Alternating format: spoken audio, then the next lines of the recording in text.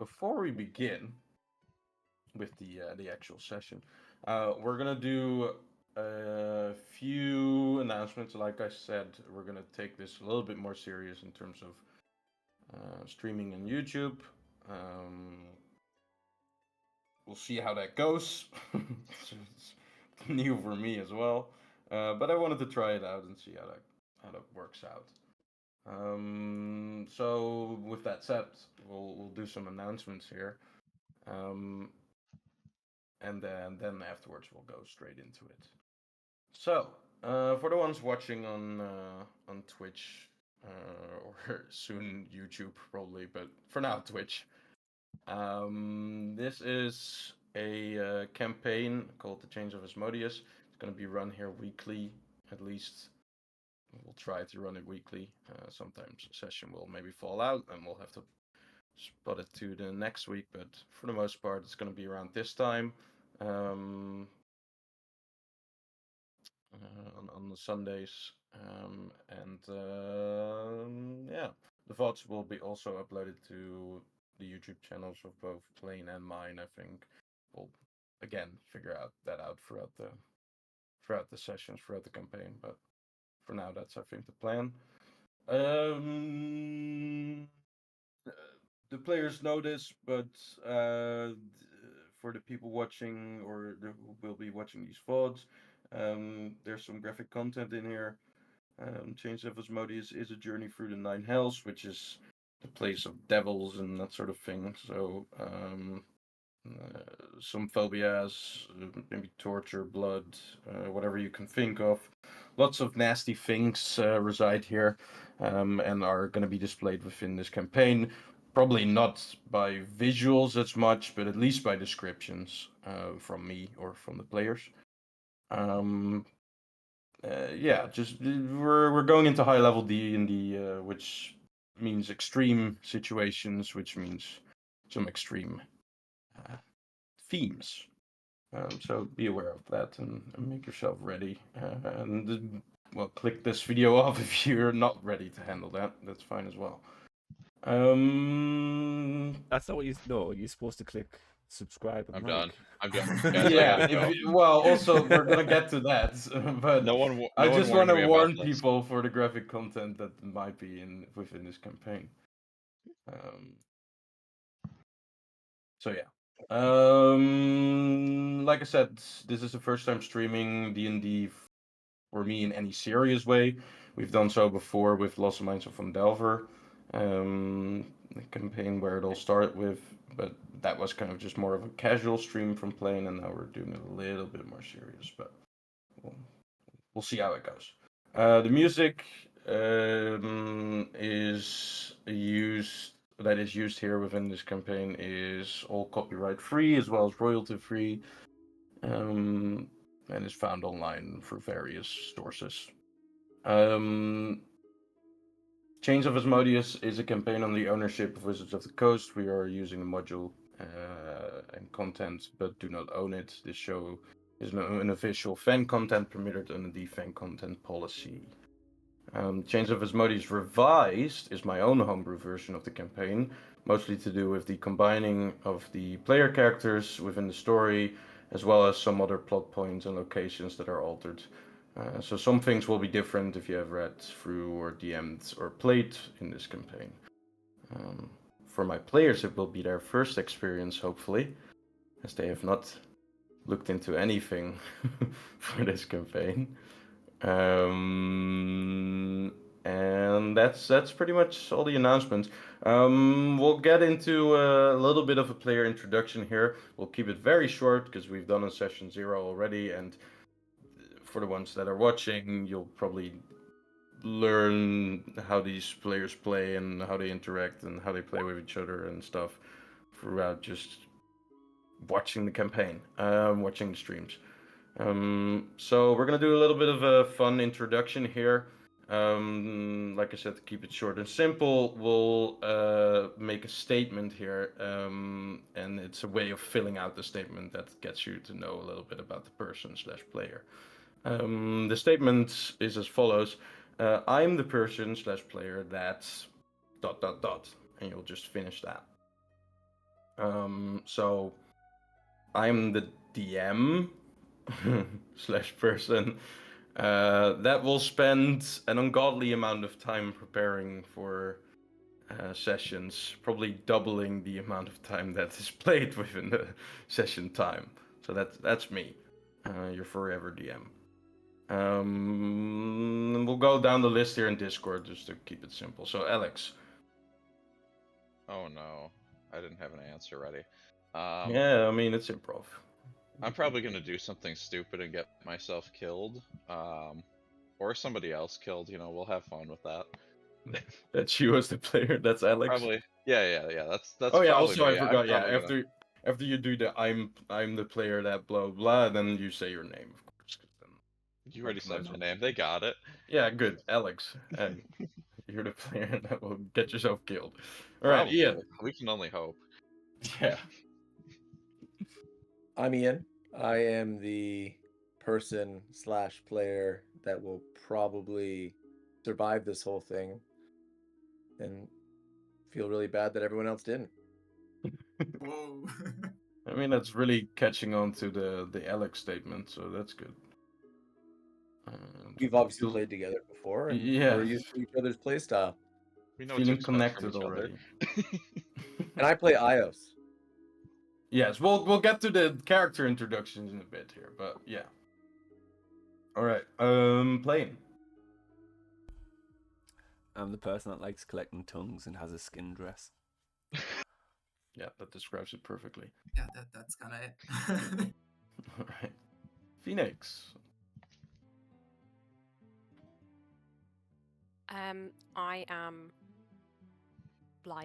I'm the newest player probably, not just to this campaign, but to the game itself. Like, this is my first ever campaign, so I'm probably going to mess it up at some point, but that's all part of the fun. But you're doing great so far. Thanks. All right, exciting. Vuk. Yeah, I'm Rook, and I am the player that has 27 tabs open, keeping track of every note, every name, every NPC mentioned, and likes to overthink everything. Mm-hmm. DM's best friend. Hey. Alrighty. Great. I got this method, by the way. I'm gonna do something even more controversial than just saying to click off this video if you can't handle it. I'm gonna also promote someone else that is also streaming the same campaign, which I got the idea from for this introduction, but I thought I'd mention them. So if you want someone better to watch, just go through them. Just kidding. Click off this immediately. Yeah. No, I got this method from of introduction from and just a lot of inspiration for running Chains of Asmodeus as well from Medaloon. She's found on Twitch and YouTube under that name. So shout out to them. They're running a Chains of Asmodeus campaign as well. They're a great view for my players if they want to check out Medaloon. I'll out in the chat here. I'm gonna watch the whole thing. Yeah, probably don't watch Change of Asmodeus, but she has a lot of other cool stuff. So that's her in Twitch and stuff. All right. Before we get to the actual introduction and role playing of this game, we have a little thing called Vexpiration that we do at the beginning of our sessions. It's like a 500 number dice that I roll, and we get a little question, and then one of the players or characters that they're playing answers it, and they get a Vexpiration that they can use throughout the session that will add some bonus to their roll. I don't have the rules set up here, but it's 501. So I'll do a /roll. 501.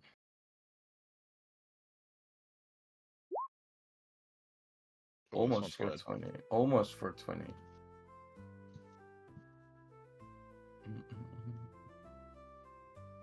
Also, if the music is loud or more quiet than any of the other ones, tell me, and then I'll just adjust it to fit the others a little bit better. All right. So here comes the question of today, the Fexpiration question before we get into things. Would you rather be in jail for 5 years or be in a coma for a decade? Ooh. That's an interesting one. Oh my gosh. Do you dream in a coma? I need to know this before I answer. Like, I want to roll in. Do you dream during a coma?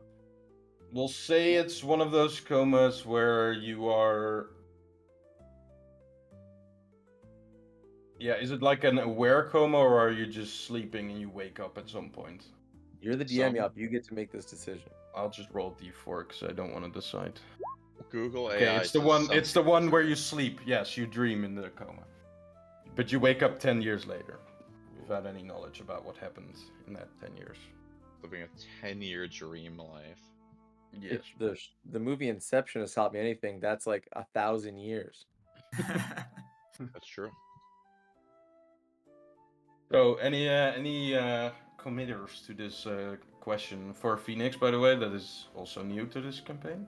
You doesn't- roll a d20, and the highest one that on that d20 gets to answer this question gets to add a 1d10 to whatever d20 roll they do in this session once, of course.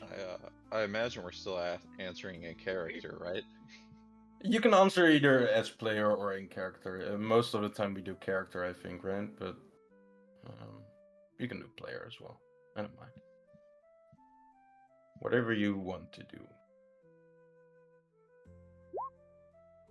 With 12. Ooh.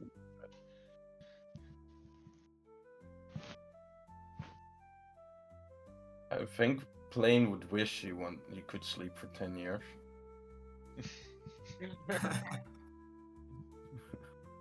I'd rather be in prison for 5 years, to be honest. Okay. Oh. Well, roll and then you can answer it Oh. and give us the reason why. I can't believe this.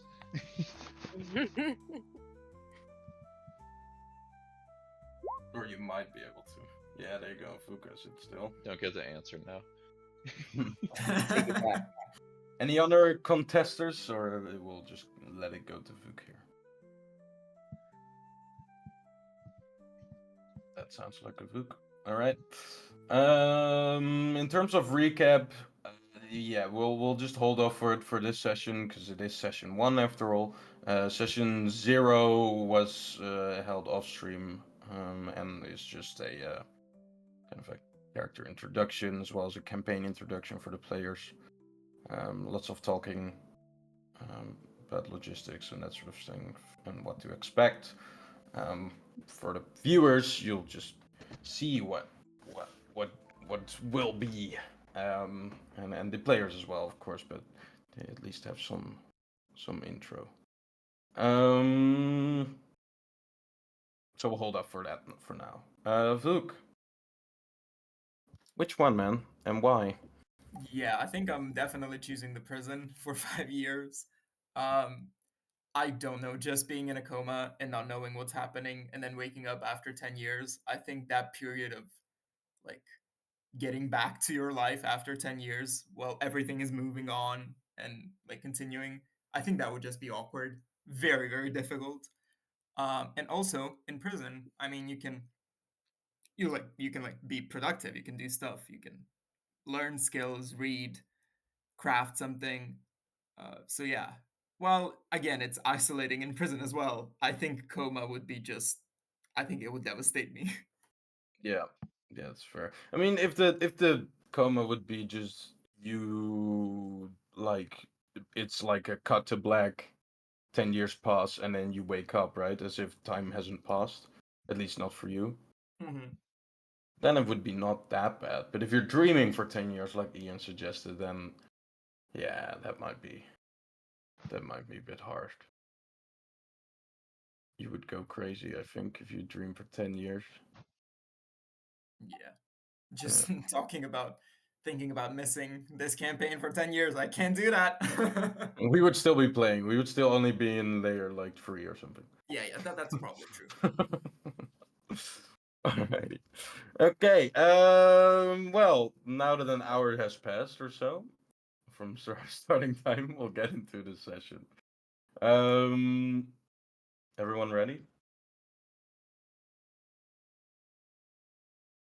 Hell yeah. Yeah. I gotta go. Alrighty. So,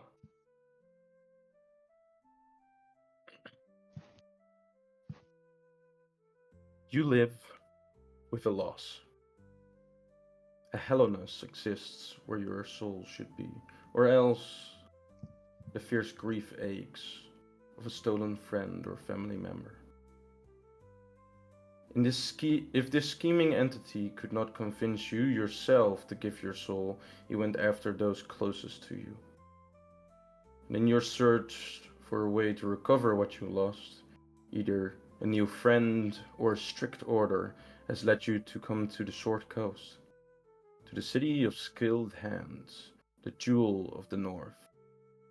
A bustling, cultured, and cosmopolitan city-state they call Neverwinter.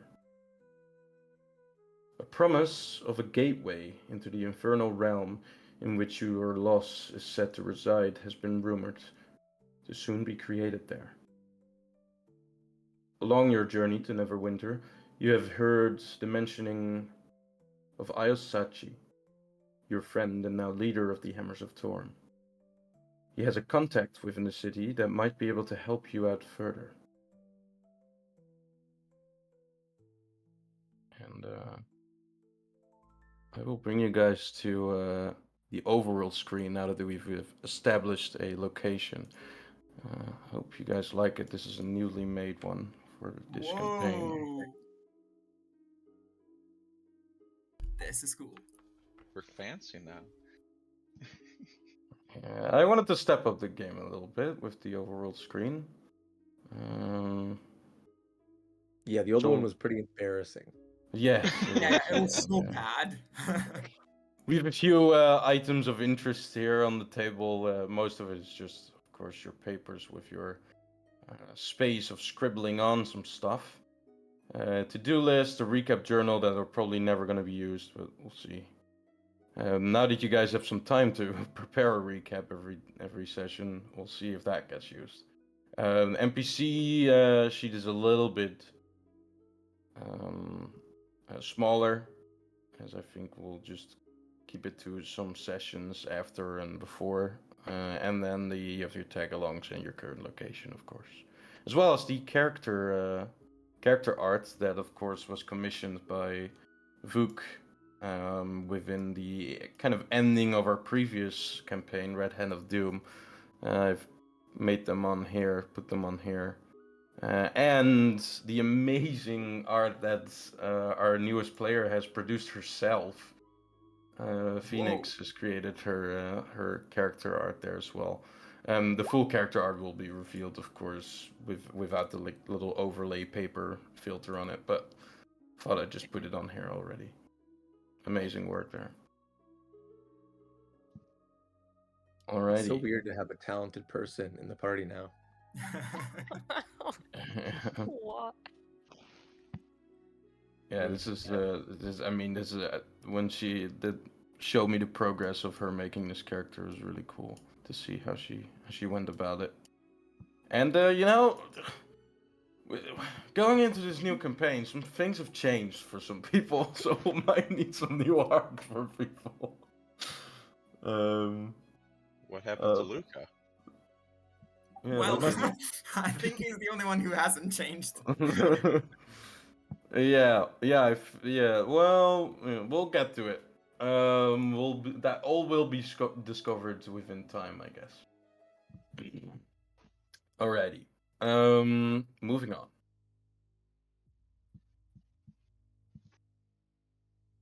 Lukka and Eleteriu, or El in short.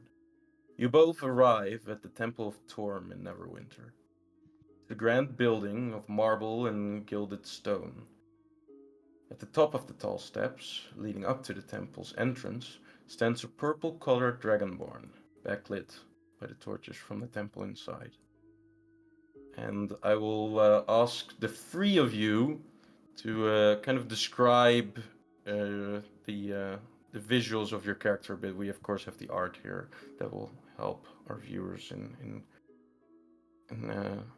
following that description. But I'd like to just introduce you guys, your characters, for the first time in this campaign, as well as what are you as characters doing? What is your first impressions in Neverwinter? Maybe seeing each other again for quite a while now. We'll start at the top again, so we'll go with Ian here. Ios is a dragonborn, a gem amethyst dragonborn, and his heritage also is linked to blue. He has a blue dragon in his bloodline too, so he's got sort of a unique mixture of gem and chromatic dragon as his visual. But his build, he's around 6'2", and he's, as dragonborns go, not skinny by any means, but he's definitely got an athletic build. He's currently in a vest that is done up, which is rare for him, and he wears some robes of Torm that allow for movement, but definitely don't have any armor to them.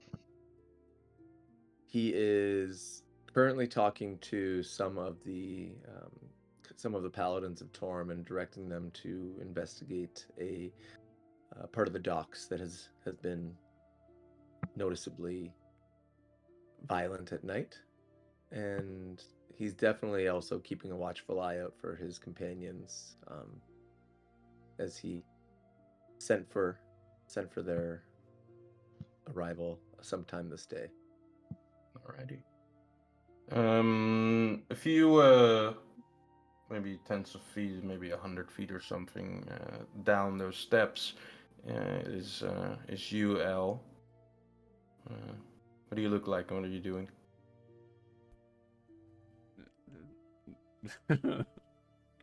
Why do I have to describe myself? Yeah, I mean, Al's about 6'4", long blonde hair, wood elf. Has one metallic arm made from dwarven metal, I believe. And yeah, he's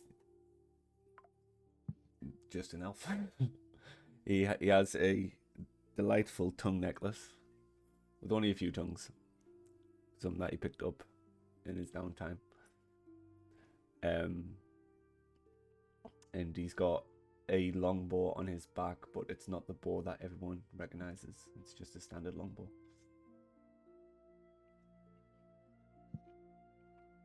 Right. Next to you, standing a little bit less tall, but still very vibrant and optimistic about the whole thing, probably. Lukka. Yeah.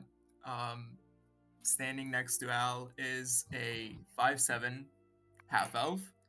He has dirty blonde hair that has grown a bit longer since you last saw him. Not too long, but his growing it out. He is not wearing much armor at all. He's wearing a simple, plain cloth shirt, but he is overbearing with a bunch of different like bags, items, holders, holsters, and everything. So he's kind of like spilling all over the side. But he has a staff that helps him as he's walking, a beautiful glass staff. And yeah, he does have this air of almost confidence to him. He seems to be familiar with this area. And the side of your old friend that you've not seen within like 2 months might as well put a smile on your face, right? Absolutely. Alrighty. Like you said, Ayaz, you are talking currently to Francis and some of the other paladins. You've gathered them to go upon a mission, which is great timing, as the two adventurers you've known for quite a while now come into your sight, standing at the bottom of the steps.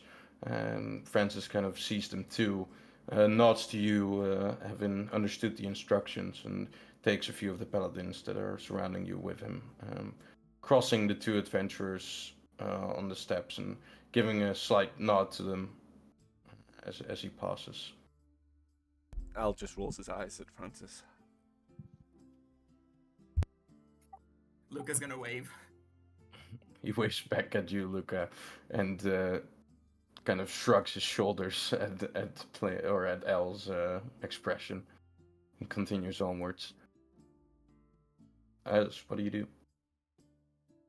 Probably quicker than a person of the position that he should act. Ios runs down and gives Lukka a big hug Hey. and holds his hand out for Al, knowing that he's a bit more reserved. And he's like, "My friends, have you had a tough journey, or has it been easy? Knowing your capabilities, you're in good hands, but stuff happens." It's been a fun journey, I'd say. Yeah, I've just had to save Al like 7 times, but it's Well, been I fine. mean, I was saving you more than you would think. No. How are you, Ios? I'm good. Is there any place that my hammer should investigate if you've been attacked or accosted on the road, or is it? Are you kidding? No, there were definitely some difficulties. Like, I remember a squirrel crossing our path and stuff. Nah, we were fine. Thanks. All right. I'm sorry. I've lost my sense of humor a bit with the realization that being the leader of the Hammers of Torm is actually a lot of work, and I maybe am in over my head. But you had a Hey. sense of humor. Well, I would have to hang out with the joke of an elf you are. Oh, I've missed you, Ios.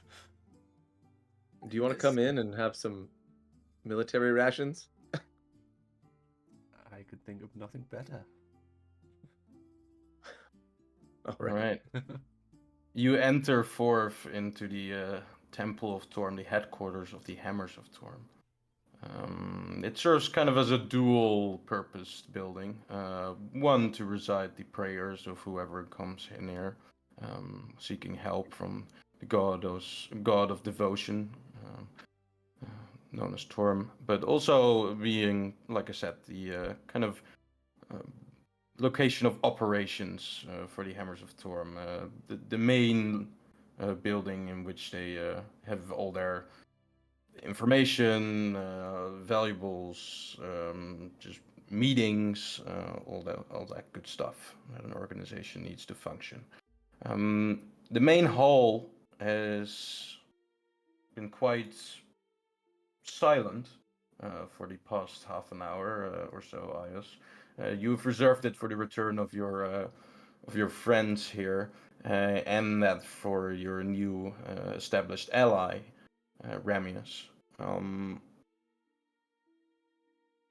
You've also, of course, just now sent out these paladins of Torm towards the docks, and because of that, the building is fairly quiet and silent. Maybe one or two here and there that stroll about or are sitting on one of the benches or walking in and out of some doors to the side. But most of it is quiet. At the end of the main hall within the Temple of Torm, of which you walk towards, stands the grand altar for Torm. And before that altar stands a man that you have now grown to have a liking towards, Ios. You've only briefly met, this person, because of your aligned interests, but you think he's a good man and he has the good intentions. El and Lukka, you don't recognize this person at all. You see a kind of similar looking stature as that of Ios, maybe that of Jonas as well. A bit older, probably. He has some gray streaks in his hair, and he wears this kind of half-plated armor. You can't tell what material it is made out of, but it seems sturdy and strong. I'll show to the players what they see here. He has a beard that goes along his face, thick brown hair with that, like I said, streak of gray. And he stands upon the kind of end of the altar here. And when you come close to his proximity, he kind of turns around, hearing the steps approach through the now silent hall. It echoes a bit as it does.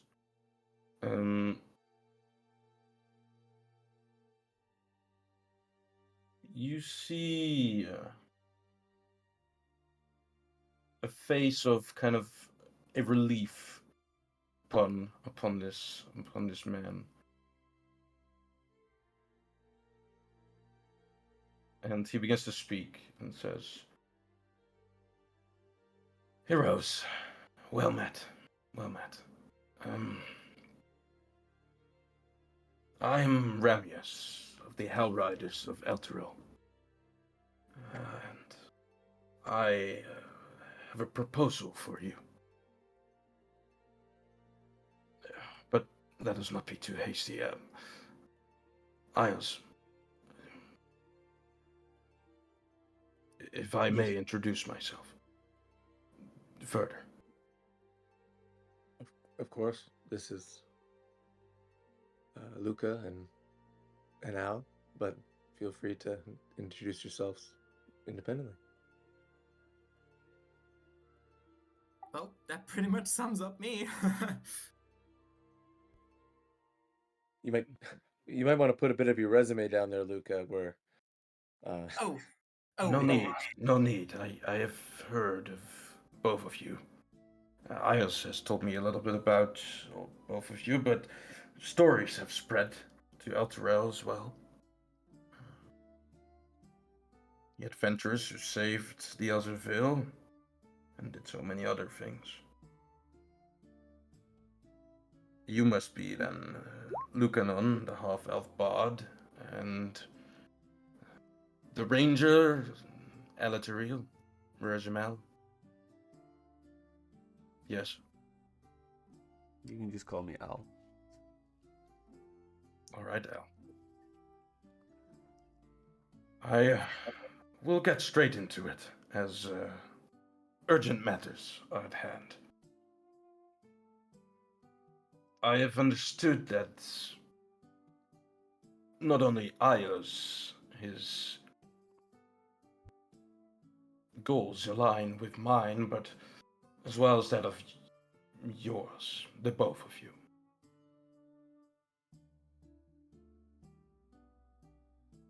I will tell you a small story that gives some light to the situation I am in. So, prepare, as you will hear the history of my group of people. In Elturel's darkest hour, Remius begins, his voice heavy with the gravity of the memory he pulls in front of himself. In Elturel's darkest hour, our prayers were answered by an angel called Zariel. She descended upon us like a blazing star, resolute and unyielding, and led us and 1,000 Hell Riders, myself among them, into the very mouth of hell. We rode willingly into Avernus. hearts full of faith, believing we could turn back the tide of evil. You see him kind of pause again, his eyes kind of looking distantly into one of the decorated windows of the temple. He turns back towards you and says, "We were wrong. The battle that we fought on Avernus was fierce, and we reached the infernal gate that splits the 9 hells and the abyss at the time, connected them. But we underestimated the power of the hells and the influence of the abyss, and as our lines faltered, Zariel refused to retreat. She stood her ground, vowing to end the blood war as its source. In her fury and pride, she surrendered herself to Avernus, not as a prisoner, but as it matters, as its master. And Asmodeus welcomed her with open arms. She got corrupted. She became something else, no longer an angel of hope, but the Archduchess of Avernus.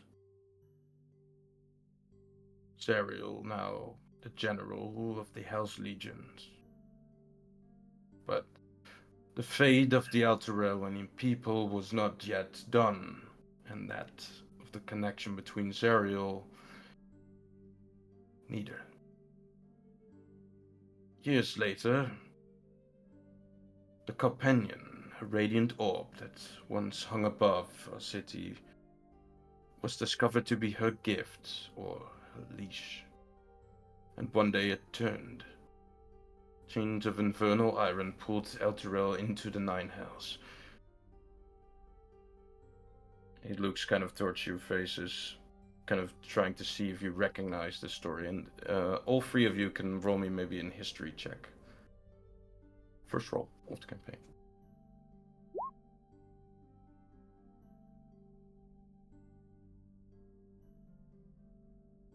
You're rolling to DM. Yes. Okay.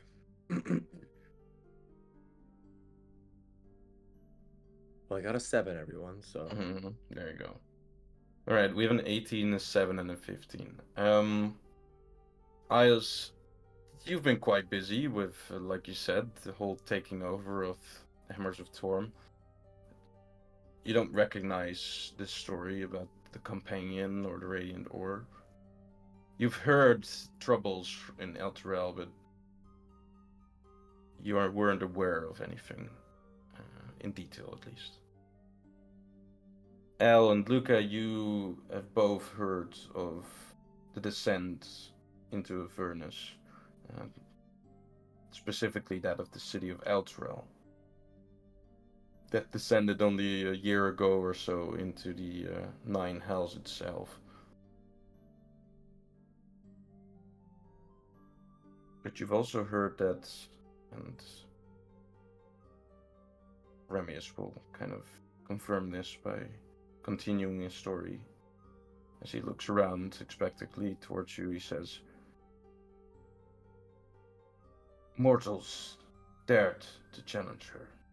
Heroes made in Avernus. They even found Zariel's long-lost sword. Once a relic of celestial power, but they tried to redeem Zariel. But Zariel didn't want to be redeemed. No, she took back her blade, not to reclaim her past, but to destroy it. She used it to shatter the companion. And in trade, she severed Elturel from the hells once more."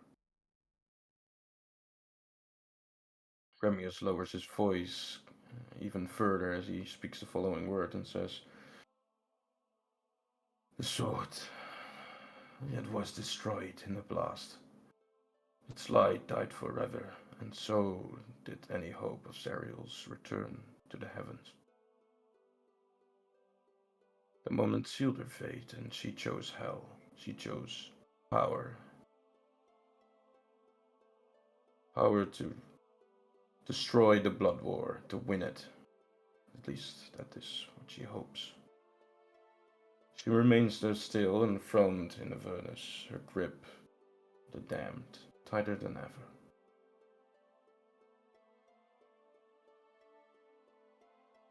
But when Elturel was sent back to the material plane, and the companion and the sword were shattered, not all who fought beside her and for Elturel were returned as well. Some still linger there in torment, lost almost, forgotten almost, bound in chains far below. One of them, my dearest friend. Remius kind of tries to collect himself a little bit, and his voice raises a little bit more and says, "This is why I've called you. I'm sorry for the whole story, but this is why my goals align with yours. I propose that together you and I will journey through the Nine Hells and rescue Serial's allies. Previous allies. My own dear friend, as well as I have understood it, the souls you yourselves have lost. If you agree, I will take you to one of my contacts that can hopefully bring us as one step further into the Nine Hells to start a journey." I'll just look at Lukka. See, it's all coming together. We were already going to the Nine Hells, so. Yeah, Lukka just looks at Al and kind of makes an awkward smile. Yeah, everything's coming together. How convenient. It'll be fine. I hope you're right. So you agree then? And Ios said he would, but it was hard to believe. The Nine Hells are not a place that many other than the Hell Riders would dare to enter. Oh yeah, I mean, me and Lukka did already had a discussion prior to traveling to Neverwinter, and we'd already agreed to go to the Nine Hells, I guess. So we were already going. That's true. Ios mentioned something like that. Well, Ios, it seems your friends are as courageous as you are. More so, I would say, but I knew calling on them would bring powerful allies into the fold, yes? Yes. You also talked about one more. Someone that was once a paladin of Torm himself. I understand Yes. it. Jonas Krieger. I have unfortunately not been able to find him. He's lost then.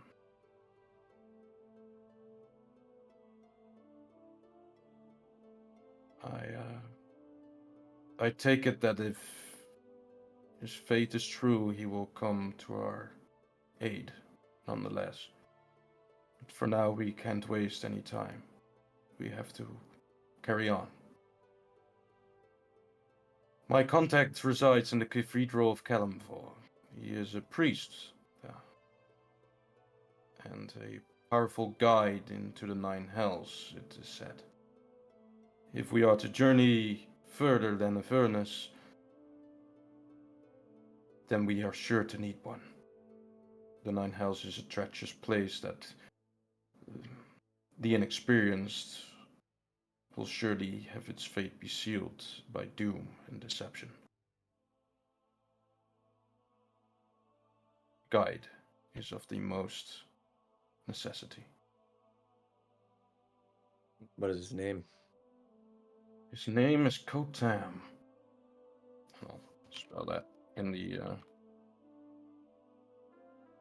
chat here. Oh, and I think I said it already, but I am Remius Dangramond. That is my full name. Representative of the Hell Riders of Elturel, or at least what's left of it.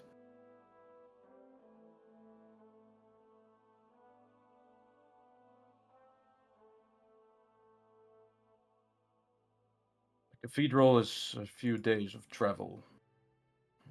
It stands alone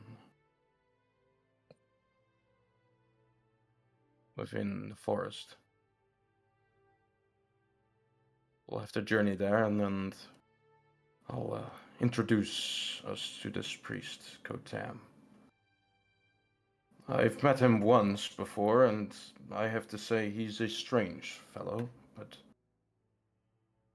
it is our only hope for now. So we'll have to do with it. I'm afraid the strange fellows are becoming the normal for us, so we'll give it a shot. I can understand why a place such as this doesn't have many normal fellows.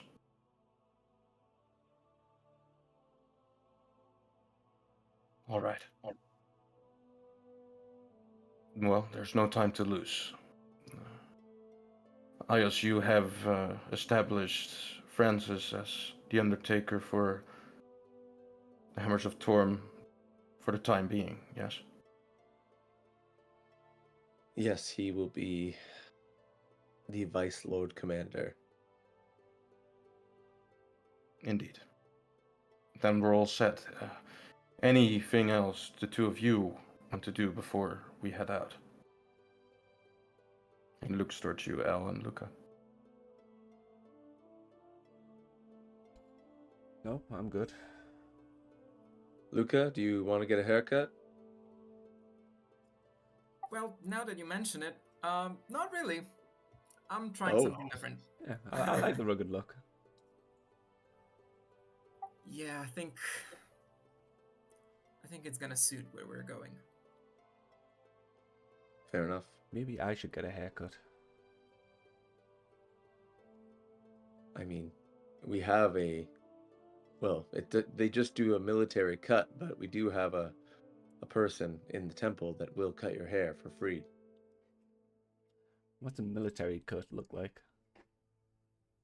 It's effectively the shortest possible cut you can get. You meaning to say it's a buzz cut? Yes. Yeah, fuck it. We're going to hell. Let's get my hair chopped off. Whoa, Al, are you sure? Yeah, it's fine. It's only hair, right? You could Alright, wait until we get to the hells, but... Nah, ready to do this shit now. Get it buzzed. All right. Francis. Oh, God. Francis Cut has this gone to the man's hair. dogs. Francis has Oh. gone to the dogs. Sorry, He's there's already another. gone. There's another Francis. Oh, there's another Francis. Okay. Other Francis. Outside of the doors next to the main hall, one that stands kind of open a small bit, you hear some sounds coming from the other side, and you see a fairly weirdly identical man to Francis, the one you've met before. He opens the door and says, "Yes, sir." I'll need you to cut this man's hair immediately. That one? And he points to Lukka. No, the one with much longer hair. The elf. The one Yes. one. Don't say it like Yes. that. Well, it's just elves are usually quite. Choose your next words carefully, Francis. Francis. What is my title, Francis? Yes, sir. And he'll Okay, grab he'll grab kind of like It looks like a cross between a short sword and a dagger. It's a little bit of the. It's like a, yeah. In terms of size, it's between those two. You can't really place it. He pulls it out, walks towards you, Al, and says, "You might want to sit down for this." If you nick me, Don't worry, I'm quite proficient with it. I've done it many times, and you see now, kind of underneath the sheath of his helmet, that he has no hair. okay. Make me look pretty. Telepathically to Al, I'm just like, I'm so sorry about him. He's on his last legs. He's not doing well in the order, but he's very good at haircuts. It's okay. I like him more than the other Francis. Does not follow instructions. Alrighty. And he'll proceed to cut your hair. I'm gonna roll just a d20 for this. I'm gonna leave the fucking ear on. One And, arm, you one have ear. a high is like a perfect buzz cut, right? And a 1 is like you look like you got hair picked out by ravens or something. Plucks everywhere and that sort of thing. Alright, here we go. Oh, God. Elven hair seems a bit more, well, it's different, sir. You might want to look away. As he starts cutting El's hair, you see the plugs kind of flying about the place. He cuts a bit of your scalp in the process, El. Rigs it a little bit. You're not really sure what's happening as you can't see your own reflection at the moment. But as he kind of finishes up, you just see an expression of complete terror on probably Remius for sure, but I'm gonna assume Lukka and Ios as well, as they look towards your new haircut. Well, how do I look?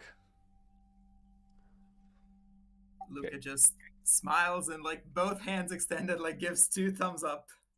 Yay! Al, you look like Inside hell. check. I mean, you look like you can roll tell. me roll me a deception. Okay. That's pretty high. Well, no, God no. damn it. You don't have advantage, do you, Al? Nah, Okay. I thought so. Alright, you believe him. Ayaz, you say he looks like hell, which, I mean, is appropriate and true, I think, so... I mean, like you're ready for the hells, is what Yeah, is what there I you know. go. Remius just kind of looks towards you, Ayaz nods and says, yes. Sweet. Okay, let's go. Francis kind of nervously puts back the dagger, takes one look at you, Ayaz, and kind of shovels his way back into the room he came from. Francis, come back here. I need you to go to Brindle. You're now stationed at Brindle, okay? My last official order.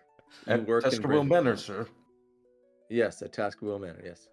When I realize what he's done to my hair, you understand he's going to die. This is why I'm sending him to Brindle. Alright, well, I'll travel along with you, sir. The road you were Nope. about to follow. No, No. you need to leave tomorrow and give this last missive to Francis, the good Francis. The Francis with the C. Yes, Okay. not Francis. I'm Francis with an S, sir. Oh. Well, then I've spelt your name wrong on all of your paychecks. Sure, that means I have no funds for the rest of my life. Hey, Torm is not about money. Torm is about giving back. It's To about the people. devotion, yes, sir. But the devotion to my name could be a little bit more, no? I'll start looking around for a mirror. Alright, All I right, gotta we'll go. And he we'll starts have- running out of Temple Yeah. Door. Lukka is shuffling and like trying to reach for a mirror quickly and like positioning himself in front of them. Al, as you try to look for a reflection, you see Francis with a S run out of the Temple of Torm. And I'm gonna say good 1 second later, you catch your own reflection in the one of the kind of windows that are decorated with this lead, right? Oh. Windows in lead. Mm-hmm. You're not sure if the haircut is being distorted by the kind of decorations of this window, or if it's actually that bad. But your blonde hair has turned into kind of a spiky mess What have I done? of indifferent kind of plucks. There's even been some spots that have, like I said, scraped the scalp and are now kind of a little bit bleeding. You didn't notice it before because you're really tough, of course, but yeah, it's well, it looks like you're about to go into hell, yes, or already maybe have been there. Ios. Ios holds out a helmet and he's like, "We need to go. We don't have time for this." Indeed, we don't. So Remius says, "The hair will grow back, I'm sure." Yeah, it's modern. I hope you're not attached to that, Francis Ios. I'm attached to no Francis's. I'm attached to my oath to Torm. Okay, that's good. So he's going to be in Brindle. Right, I'll remember that. Shall we go? Hair grows back. Hair grows back. Necks do not. We have to travel towards the northeast, near the village of Thunder Tree, but a little bit more further than that. Are we ready? Al's just putting his hood up. Yes, let's go. All right then.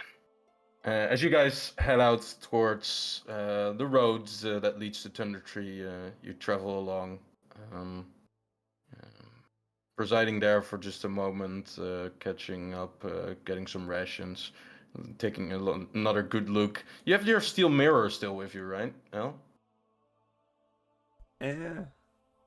Do I? The one you got from the hag. Yes, I do actually. Yeah. All right, there you go. So you kind of within the journey, Lukka, you see Al kind of looking into this mirror a few times, trying to savor whatever is left of his beautiful blonde hair. Not much at all, but you know, he's trying his best. You've taken either any steed that you already had, or one of the steeds accustomed to the Hammers of Torm has been granted to you for the sake of Remius, I think, as well as Al. Lukka, you have your own steed, I'm assuming, and of course Ios is riding on Cookie, right? Yes, yeah. Yeah. Okay. About 2 days of travel go by as you make your way into what seems to be the area of Thunder Tree. Like you remember, the area is a bit desolated. The volcano that erupted here many years ago is still leaving its traces of destruction, either with the architecture and the buildings as well as the flora. Now that the green dragon that once lived here has left, the flora has kind of taken a back again and is kind of returned to its destroyed state. Some twig blights maybe are still up, but other than that, there's not much of that. Very much of a flora at all. It's also beginning to get into the autumn kind of time of year. Spring has passed now that the 2 months have resided from the time that the Red Hand of Doom was driven out of the Azurvale. Yeah, you guys are getting into the autumn months, which makes it even a little bit more barren than it already would have been. But nonetheless, you make your way past Thunder Tree and only a half a day or travel so to the northwest of Thunder Tree into the Neverwinter Woods. You come upon a site that none of you actually were aware of this. Even Al you as a cleric of Kalimfor was not aware of this location. It seems quite an abandoned but still intact temple or cathedral of Kalimfor stands here within the woods. A quite an impressive iron fence kind of borders the whole grounds of the cathedral, and it seems that, like I said, this cathedral has not been in use by anyone, just because of the fact that nobody knows about it, but is being, well, maintained, I guess, by someone. And as you enter, I will describe the following. The Cathedral of Kalimfor is a bone and cold, dark place. The walls and floors are black stone, and there are motifs of grinning skulls in every direction. Deep set into the floor are pools of some sort of viscous liquid, as bright as red. It looks like blood, but can't be, right? The cathedral is still and silent, but you faintly hear the distinct click-clacking of bones that hang from the vaulted ceiling. The iron kind of smell of what must now be confirmed as blood fills this room, and Remius kind of gently knocks on one of the front doors of the cathedral that opens on itself. And I'm gonna bring you guys to the map. The Cathedral of Kalimfor here.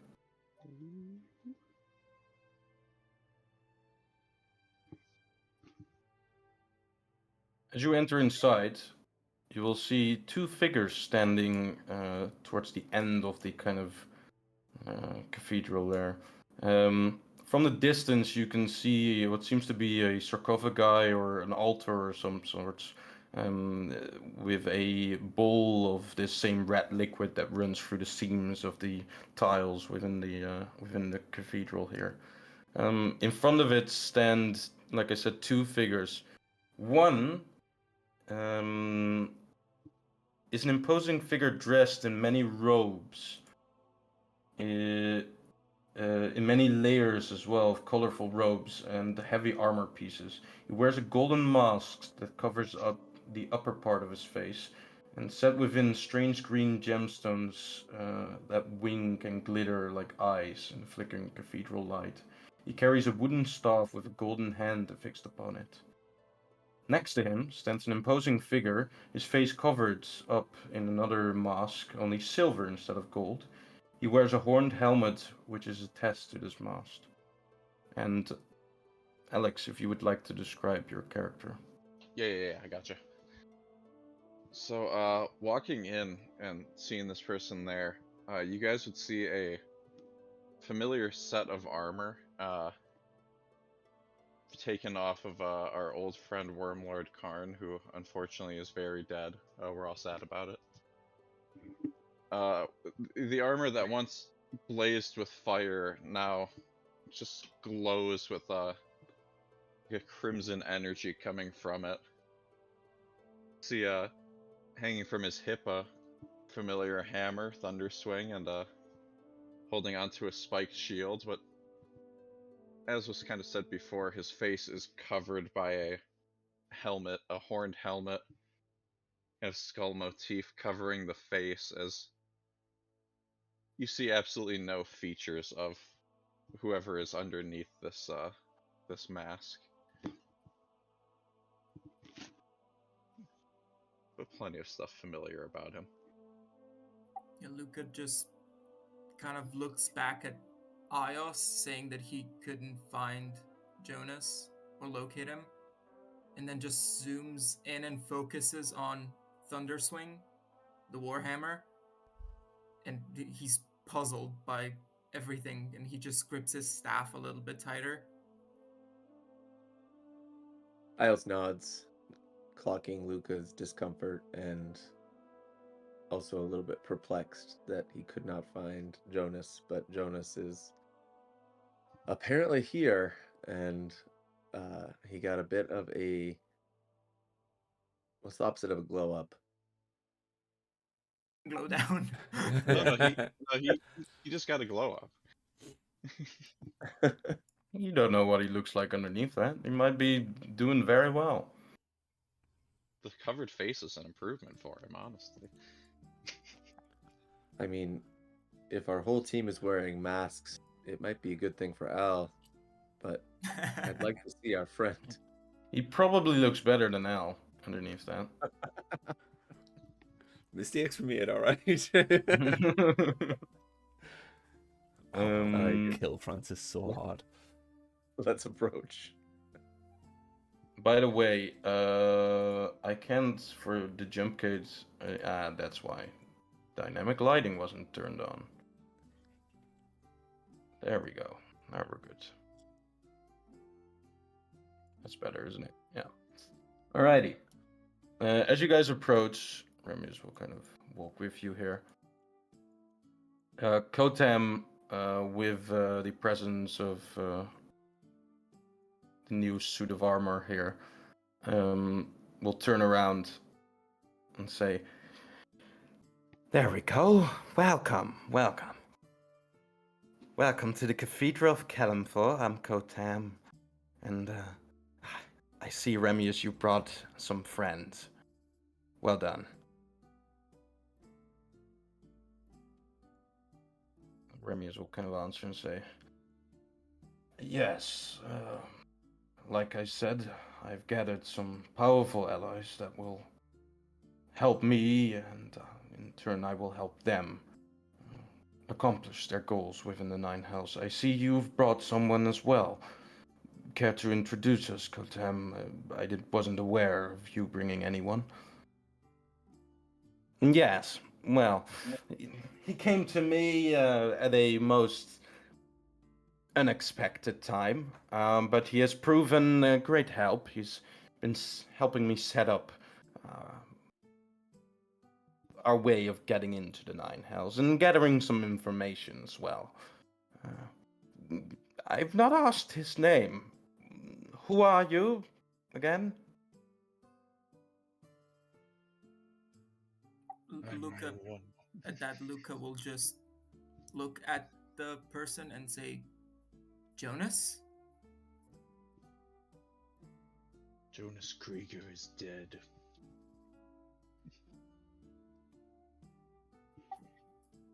What? Well, that is just another part of the journey. Am I right? I'm assuming Jonas was some kind of friend to you. At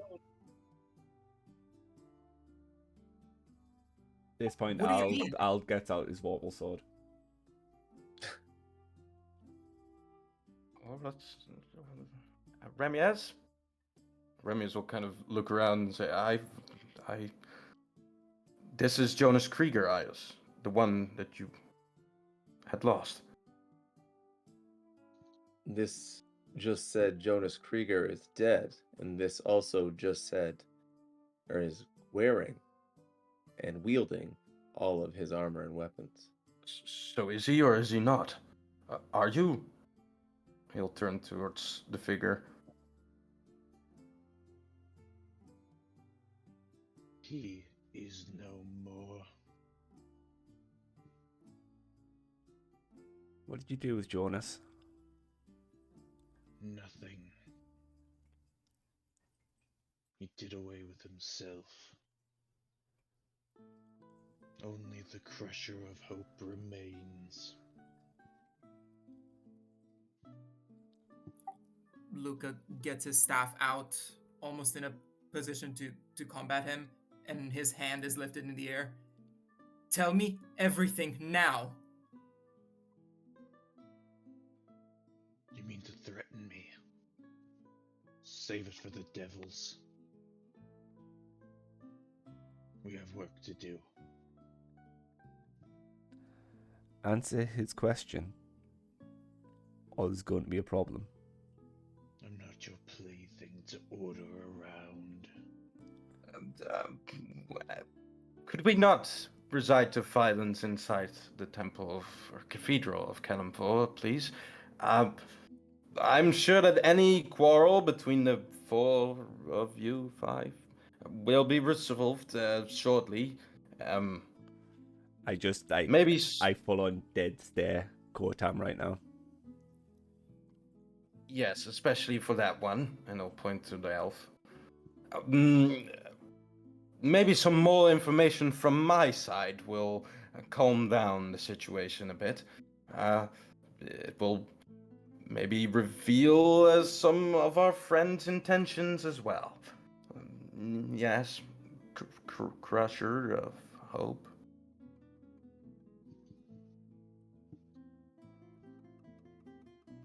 Could we at least do an insight on the Crusher of Hope saying that Jonas took his own life or he was responsible for his own demise?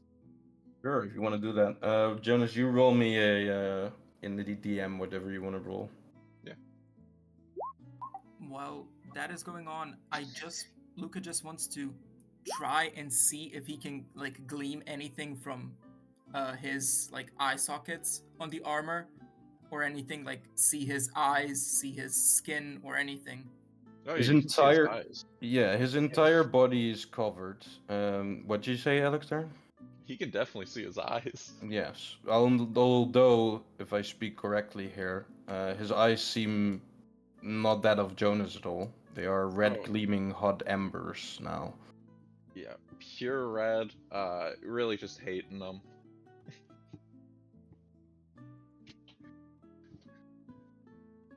Great rolls, by the way. Yeah, really good. Yeah. Oh, sorry, I didn't roll. All right. Well, I meant great rolls as a sarcastic thing for Al and Ios, but also for the Crusher here, And because me. he rolled a 3. Yes.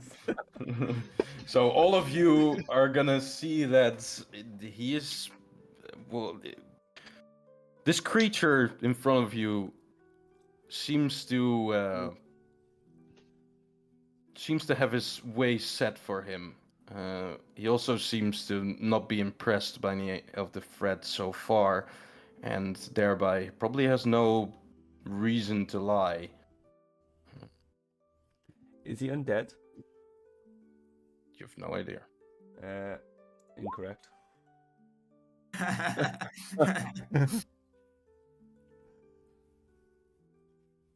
Yep. Is he undead?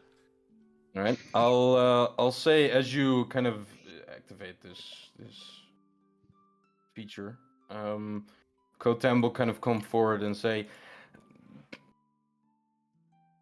"Indeed, he is, but I have not spoken the entire truth.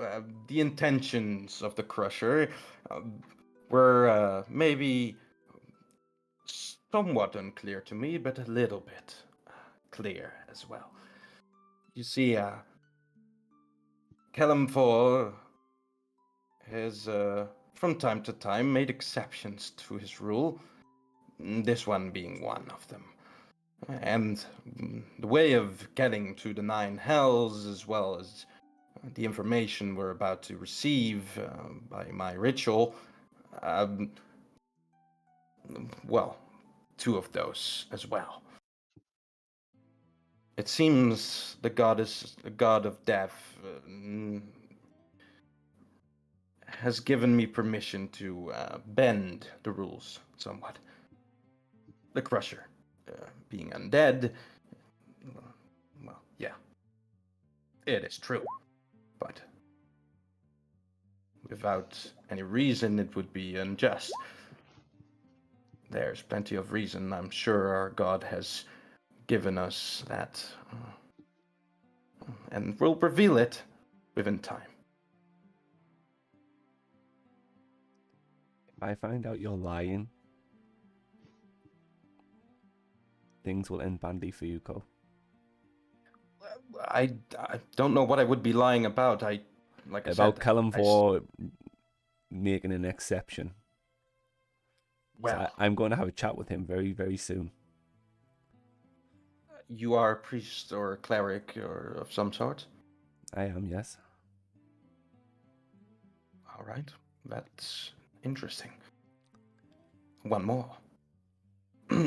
uh, like I said, I don't know why Kalimfor allowed this, but I can assure you he did. Otherwise, an undead would be most unwelcome within the Cathedral of Kalimfor. His presence alone is for me enough reason to say that Kalimfor has his reasons. And what are they? He may have allowed him inside your temple, but that doesn't grant it that we will inside our party. Ah, yes. Well, like I said, I'm a guide to the Nine Hells, or did I say that? Ramius might have filled you in already.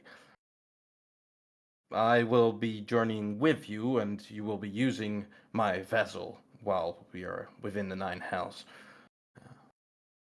The Nine Hells is a scary place, a place of danger, and I think,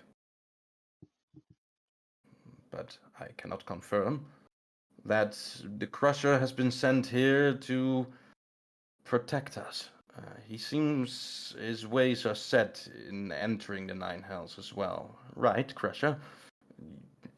You told me something about a girl? I have business. Exactly. Well, it seems the goals of Remius, the three of you, as well as Crusher here, are aligned. And whether you like it or not, he seems to be quite set on helping you all.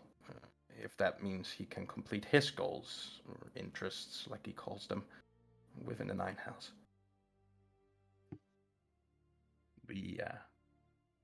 We can grab all the help we can get, because we're gonna need it.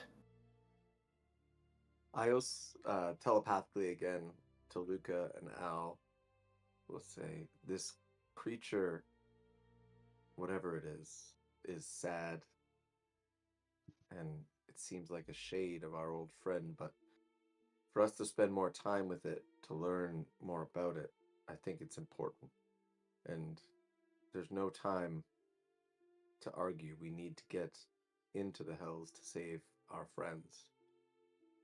I, of all, have reason to hate this thing more than anything, but it's a means to an end, and Kotam seems pretty committed to bringing him. So we'll tolerate, we'll learn, and we will act accordingly when we learn the things that we need to.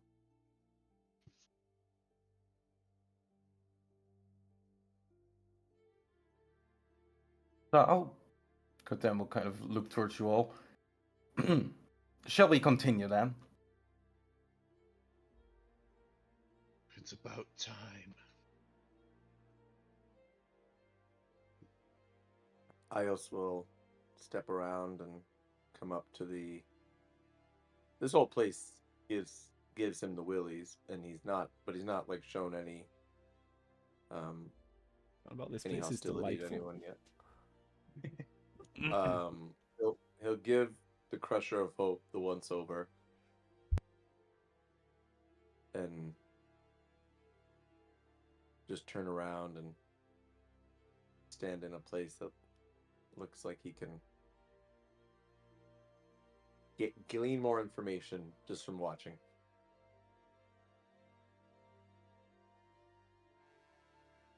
All right. Kotam will kind of look towards you all and say, he spreads out his arms, gesturing kind of towards the whole room, and say, I have prepared this ritual. That's why the blood is all around the place. Again, Kalimfor's reasons. And I will summon for you Bazabul, the Lord of the Sixth, Archdevil of the Nine. He will possess my body, speak through me, but he cannot lie while within the circle, sort of as a zone of truth. He will grant us the information that we need for retrieving the souls, the ones that you all need to get back from the hells. All right?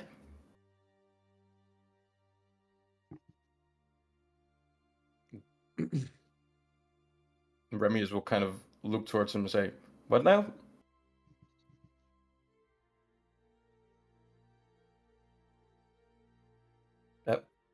That you will summon the Lord of the Six to possess it, let it control your body. She kind of looks questioning around you guys, seeing for your reaction. Remius, we haven't really encountered anything we like in this hellhole, so we're going to let whatever happens happen. That's an archdevil, is that not? Well, dangerous. I've Yeah, told you the story about Zariel. but This I mean, is we've with taken you on further. gods and dragons and all manners of evil. So whatever happens, we'll have it under control. Hell, our plan is not to fight Bazable, it's to question him. You see, the souls will be probably in multiple places throughout the Nine Hells, if I had to guess. And Bazable is one of the ones that knows most within the realms of Beator. He will probably know a little bit more about at least the souls that Remius seeks, but maybe even the souls that you all seek. And there is no other way except to let an archdevil possess your body. That seems excessive and way out of. Does nobody think this is insane? I do. Remius lifts his hand. Then the I was- cowards can go and we can get on with it.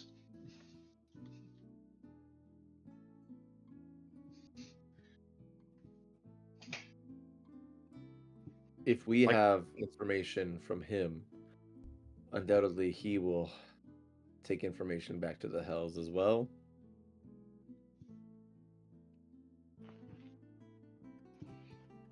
But if what he says is true, then the devil will not be able to attack us in this ritual. That is the plan.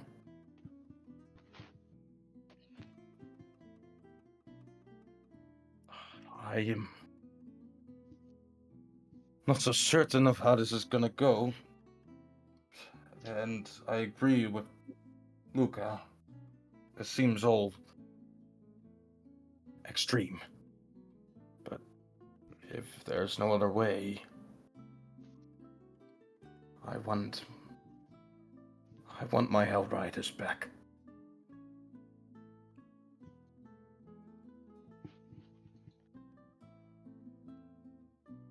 Kotem kind of claps his hands and is like, well, then it's settled. I will begin. As he kind of turns from most of you and starts to walk towards the circle, kind of landing in the middle of it.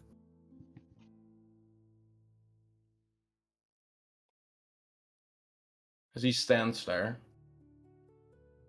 he begins to chant some ancient words and lifts his wooden staff high above his head. You all feel the air in the cathedral shudder with the growing power that is within. The liquid that seems to seep throughout the tiles of the cathedral begin to race towards the central point of the circle. And the liquid inside the bowl on the altar begins to rise as well. Thick ribbons of bloody red swirl around Kotem, not touching the priest, but obscuring him from your sight as he begins to raise from the ground. His chant reaches a crescendo, and a growl escapes Kotem's mouth. The ancient stench of sinners. It surrounds me. Speak to me your sins. Swiftly, so that I might tell you what I must. As the blood swirling around Kotem reveals itself,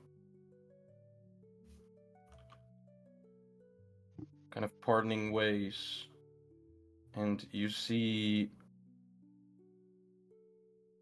another figure now from where Kotem was just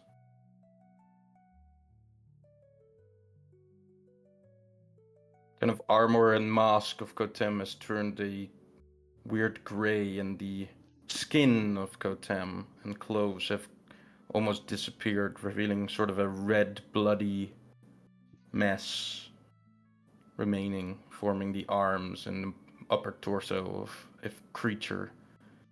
The face is bleak, and the eyes are now revealed as a deep black pool of infinite nothingness. And as he speaks those words, his mouth kind of slowly opens into a grin and closes, kind of not keeping up with the words she's saying.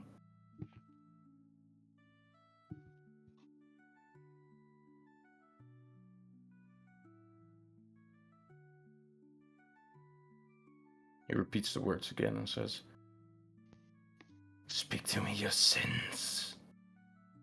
Do it now, and I will answer your questions."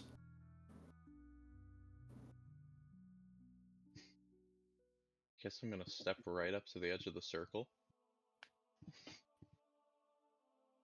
My sin is a legacy of slaughter, and more death will follow it.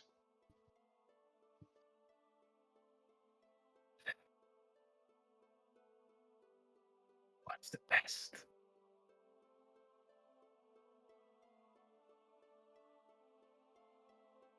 Your soul. The soul you seek. It resides on the plane of cold. The plane of the prisoned one. Kenya.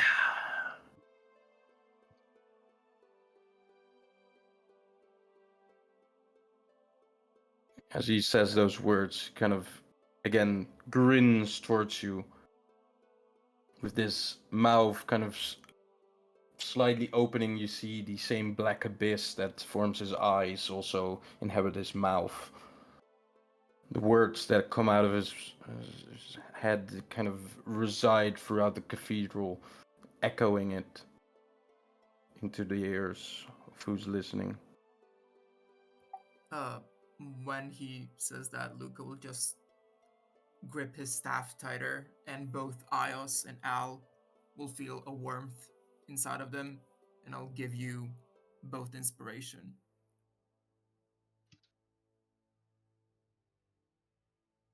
All right. Thanks.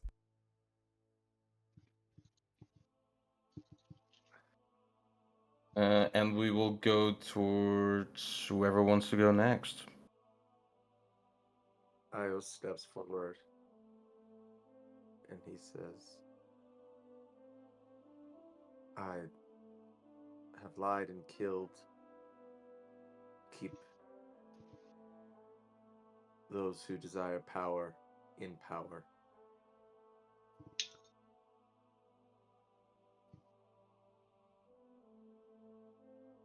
Feed.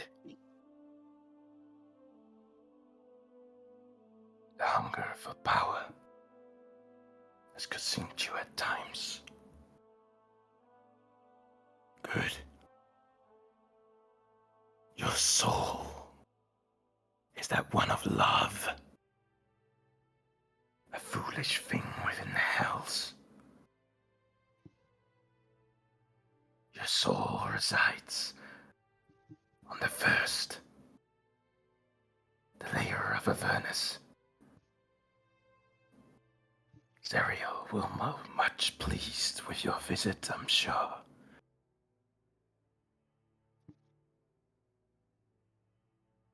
I doubt it. And Ios will walk away, imposing himself between his allies or walk here.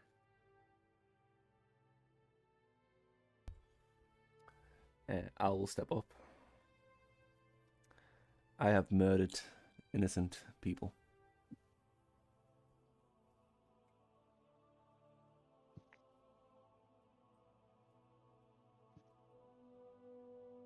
You have. But it is not your greatest sin.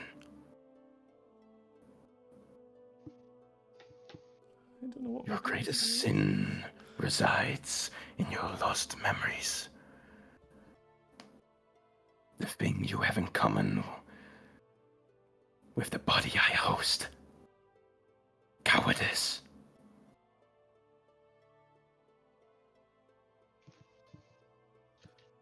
I will grant you your soul question just out of the amusement of knowing what you do not.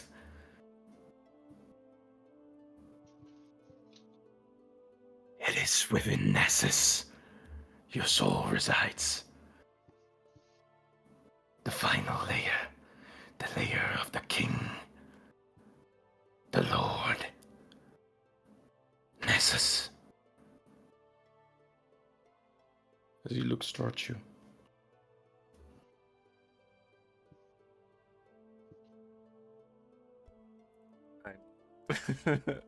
Al's gonna walk away, just confused at being called a coward.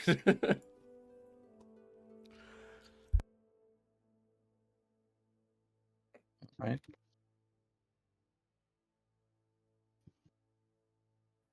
Lukka will not approach and still stand where he is.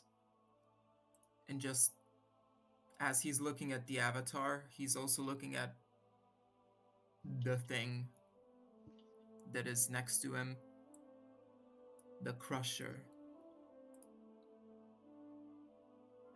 And he says, I failed others. I wasn't there when I needed to be. I was a coward.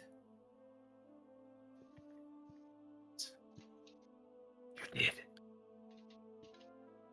But a coward is not what you are most ashamed of.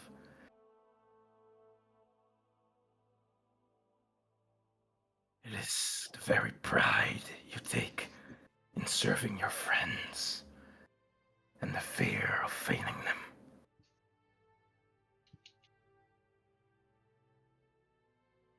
Cowardice must be one among them, but pride is your sin.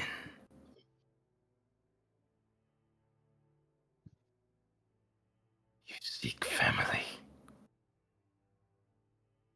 You seek someone you lost even before they went.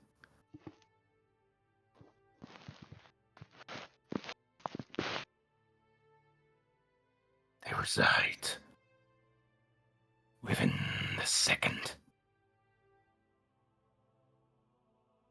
Is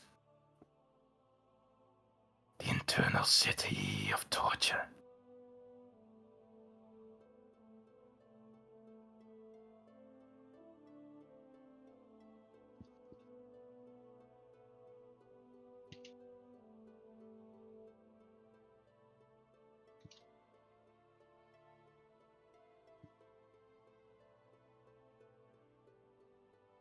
I'll look at Ramius and just say,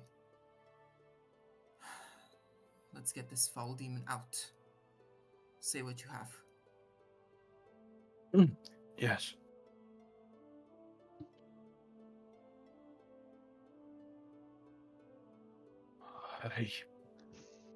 My sin is the failure of what the bard fears. Letting my friends die and be stuck upon the hells. Poor Bavriel is held somewhere.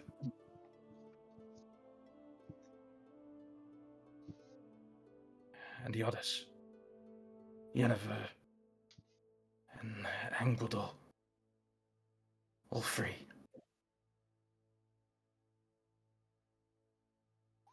As Beelzebub kind of grins, widens now to its very limit. He looks and says, yes. Dalia. It is a sin you have grown accustomed to.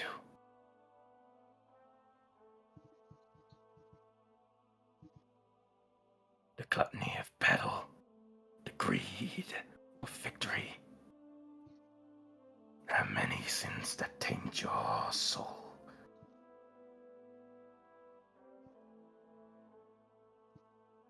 Poor Burial is held on the river Styx, traveling between the plains.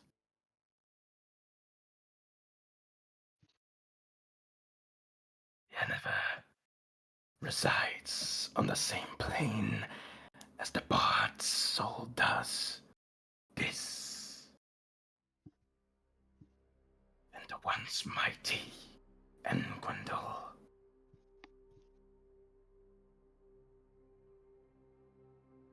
Is captured on the third. The swamps.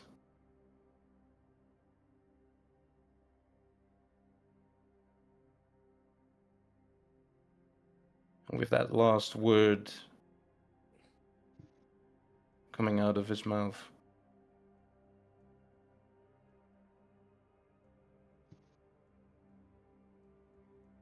you see the avatar kind of tremble a bit, having finished what he was must to do, being summoned here.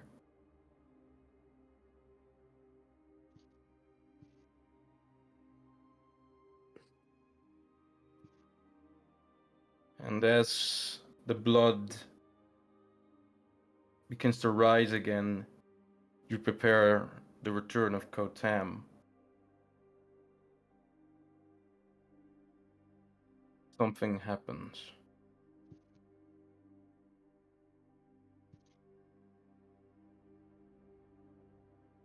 The trembling that was only just a little bit begins to worsen, and the staff that was still held upon by the body of Kotam falls to the ground, clattering on the steps. His hands reach for his head, and the ribbons of red liquid rising fall back into their pools, sending up mighty sprays of staining droplets all around you. Ios and Al, you are near and catch some of these. And you hear the voice of Kotam as he speaks with a trembling voice coming out of the avatar of Bezubul, saying, Prepare! Adventures! He says with a gasp, his voice dries. He growls, he is attempting to escape Oh, of course. the confines. You must stop him. Exercise. Back to the Nine Hells. As the priest's voice suddenly is overcome with an ugly, booming laughter. As the avatar of the art devil begins to move out of the circle. And we're gonna take a break here. Yeah, that's a great point. Let's do a small, like, 10-minute break, and then we'll finish the last kind of half an hour of this combat or session in combat, probably. Yeah. Of course. And we'll get to the introduction of our last player here. Sorry, Emily or Phoenix, it has taken so long, but It's okay. I've been hard at work. there you go. Yeah, that's definitely hard at work. Wait, This I is don't know really what's happening. I Thank looked you. in a general Oh chat. God. Yep. For the stream, we'll be right back here. I don't know, Plane, if you can put it on a hold here, but yeah, we'll be right back. We'll do until 30 here, guys, for the break. So Yeah. This is really good timing. All of my attacks like tripled on my sheet, and I I'm figured out. I logged in yesterday and I'm like, what? Why do I have I've- 8 hand crossbows? I've had it like double them before, but yeah, I like tripled them in weird orders. I That's think I have weird. everything I need. that's roll 20 for you. Good thing I don't have 100 figured out- spells. By the way, the reason, or like the ones that I can't see from, like the spells that were not visible, are like any of the ones where it's the main class is not druid, but it is like an optional class, right? Like the I don't know if that is something that is relevant, but That's so weird. It should just let you search up any spell, I think. Yeah, I Well, still yeah. don't have Aura of Vitality. I have 6 other Aura spells though. yeah, there's a lot of aura spells. Yeah, I don't know why that one's not showing. It's odd. And yeah, there's definitely some work for you here if you want to do the remaking of the art, because we have a Crusher of Hope, an Ios that has a different picture, L that has lost his hair. Lukka, who has slightly more hair. Yeah, Luca has slightly more. I can't believe Vuk dared say Luca didn't change. He didn't after the Luca hair growth arc. Are you kidding me? He's a different man. Is Plane even there? I feel like I'm yet to have his response to his new haircut. I think he's here. I Has think he he's died? again. I think he's just struck by how beautiful he looks and he can't respond. He's speechless. Oh gosh. Did you make him cross-eyed? Well, I was trying to do it quickly, so I did just take his eye and mirror it to. I Oh, love okay. that he's I love I that he's really cross-eyed. like it. It was like I think I don't remember him being cross-eyed.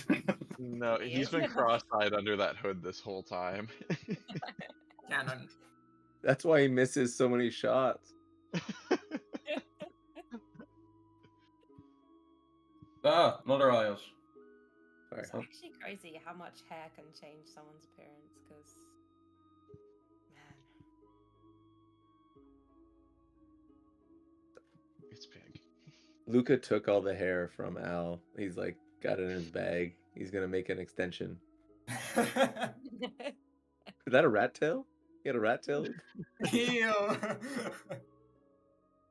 That's his new haircut.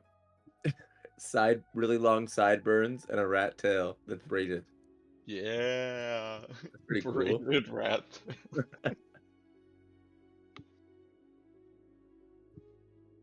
Yeah, on the one-shot channel, that is kind of insane. Ook. Yeah, right? Oh, you know what though? The reason, okay, because the thing is, I I do appreciate, like, it's very kind of you and stuff, but because I haven't been doing it for very long, I feel like a bit of a fraud referring to myself as an artist, like, because I don't have much to show for it yet. But I also am like, yeah, thank you for saying I mean, that. as long as you can draw stick figures, I believe you're an artist. Yeah, well, I suppose everybody is an artist. Yeah. I would say this is better than a stick figure. Yeah. I'm just saying that anyone can be an artist. Anyone can be a cook. All right, Sorry. you've clearly never met me up. I'll believe that you are a great artist. Yeah, I'll get my best work in here for you. I'm curious. I'm curious about the name Crusher of Hope. Yeah, like, me too. That's not going to be an organic conversation. This is Crusher of Hope. Well, it's shortened in my name down there. It's very easily shortened. Wait, is it? Where? Yeah, on the part at the bottom with the icons. Crusher. Yeah. Yes. Very What easy he- to. Yeah. I He got took the Crusher 4 times. I got the feet into the name. Yeah. All right. We can Alright, do here's my this best as well. art. There it is. What the fuck? That's the boss baby lich. He's really important. That's fun. Also, yeah, I was like very I've been very thoughtful about how the Descent into Avernus events were gonna result and influence this campaign. We'll see how it goes, but as of now, Zariel is still Archdevil of the Avernus. Yeah, did I hear right? Did you say she did something like kind of good though? Yeah, she, in trade of her, I guess, destroying her own sword and cementing her place among the Hells, she destroyed the companion as well as sent back Elturel to the material plane.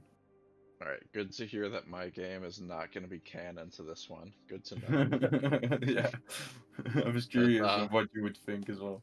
You know, I'm a long ways out from the ending, but I have a feeling she's going to be dead by the end of it. Okay. Well, you never know. I have Yeah. this strong feeling they're going to kill her real bad. Yeah. Yes. Does Remiance know about Yander? You've not asked him, so I don't know. Okay, we haven't talked at all. Okay. Yeah. And was he in the names that he asked the No, avatar? I will send, by the way, that's a good question. I will send the information about what Belzebul has just said about the souls that you will seek in the Nine Hells after the session. I'll copy and paste it and send it to you in the Discord. I will also send the information about Remius and his answers and stuff into the Discord. But to tell the story or tell your answer right now, no, not one of the names.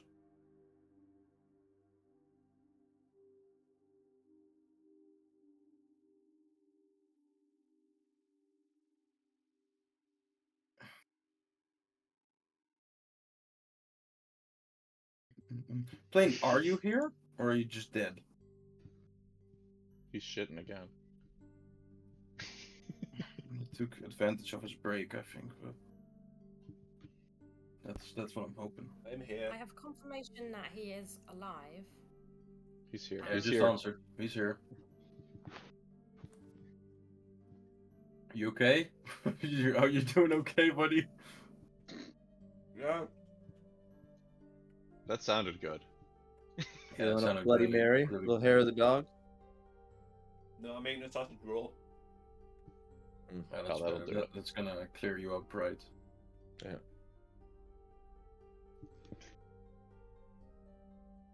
You know, if you just keep drinking, you never can be hangover. That's true. Because you die. I welcome death at this point. Well, you're going to the 9 house, so that works out.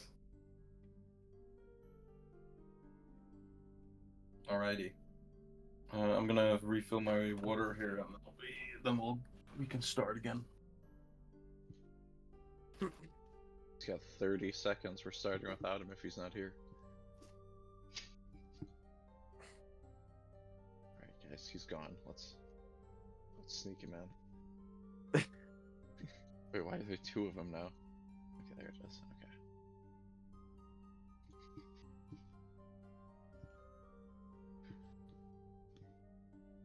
Okay.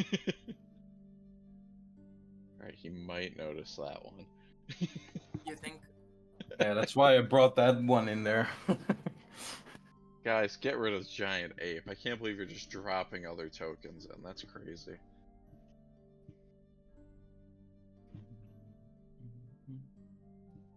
Alrighty, everyone here and ready to move on?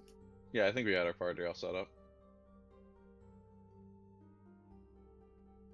Got our 2 Ioses, our giant ape. Vuk, Phoenix, you're also both here. Yes, yes. Yes. Alright. Phoenix, from the original plan we had, we might make some changes to introduce you a little bit sooner, but we'll catch on to the original plan at some point. It's okay. No rush. Whenever works. Cool. Alrighty. Well, then I will change the music here as we continue. As our first initiative will be rolled here. Oh, not a great roll. Oh no, he won't go away. I'm just gonna put him outside. I don't even see him. Where is he? I think only I could see him. Oh, how? Okay, he's gone now. Okay, I said to reload my page. check. Fuck's sakes. Alright guys, let's see if Crusher has Jonas initiative. Nope, he's got worse.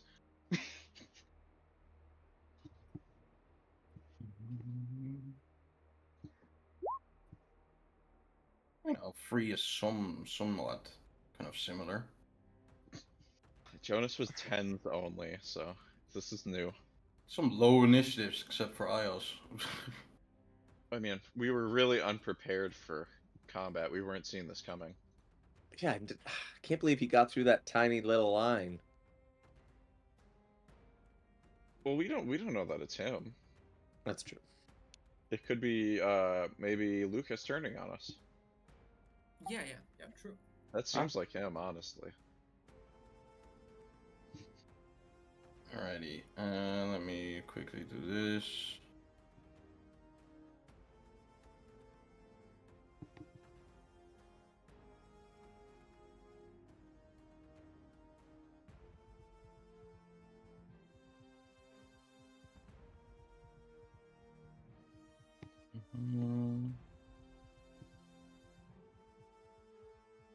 Yeah. Alrighty. We're gonna start here in our initiatives in the first round. Ios, what do you want to do in your first round of the Change of Asmodeus? He hasn't broken through yet. Is this true? He is currently within the circle still. You don't know if it still resides him or like confines him, but Well, I don't want to break the circle from outside.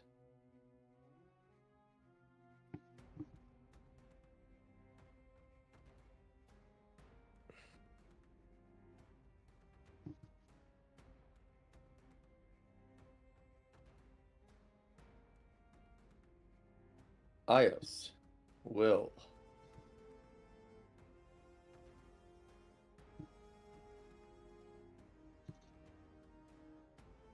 Is this a wall right here? no, Yeah. these are just steps. And this is like a small fence. It goes about 5 feet up from where you're standing. Could I hide using it, do you think? You can hide behind this thing, I think. Yeah. He is floating about 5 feet above the floor, so he might have an angle on you, so it might be a little bit hard, but yeah, sure, you can try. All right. Ios will hide, and if he gets close enough, Ios will do an attack action. So bonus action, hide, and readied action? Yeah. Okay. Fair enough. 28 to hide. Mm-hmm. Yeah, he still the avatar of Basil seems, after his love kind of echoes out throughout the cathedral, he seems not particularly focused on anyone, but looking in the general direction of you all, which most of you are standing right in front of him, of course, but Okay. you're at least ducked down, but be behind the altar here. All right. Alrighty. Ramius pulled sort of high.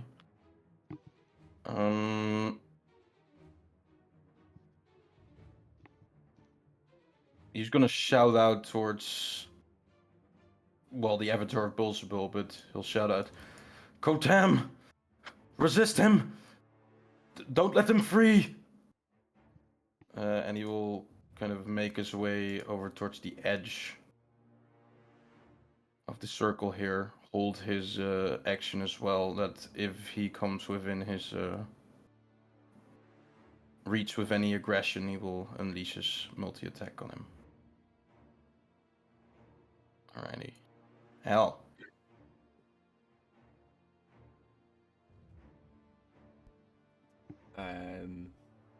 Fire my longbow. Alright. Straight to it. 24 is gonna hit. 11 piercing damage. Is your Gloomstalker active here? My Dread Ambush is going to be active now, yes. Yeah, okay.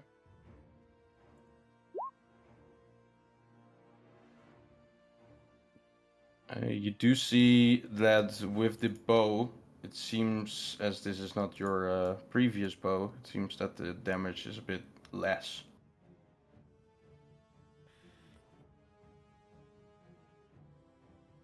So you do another 16 here, which gets reduced. But... And a 19 will hit as well. Alrighty.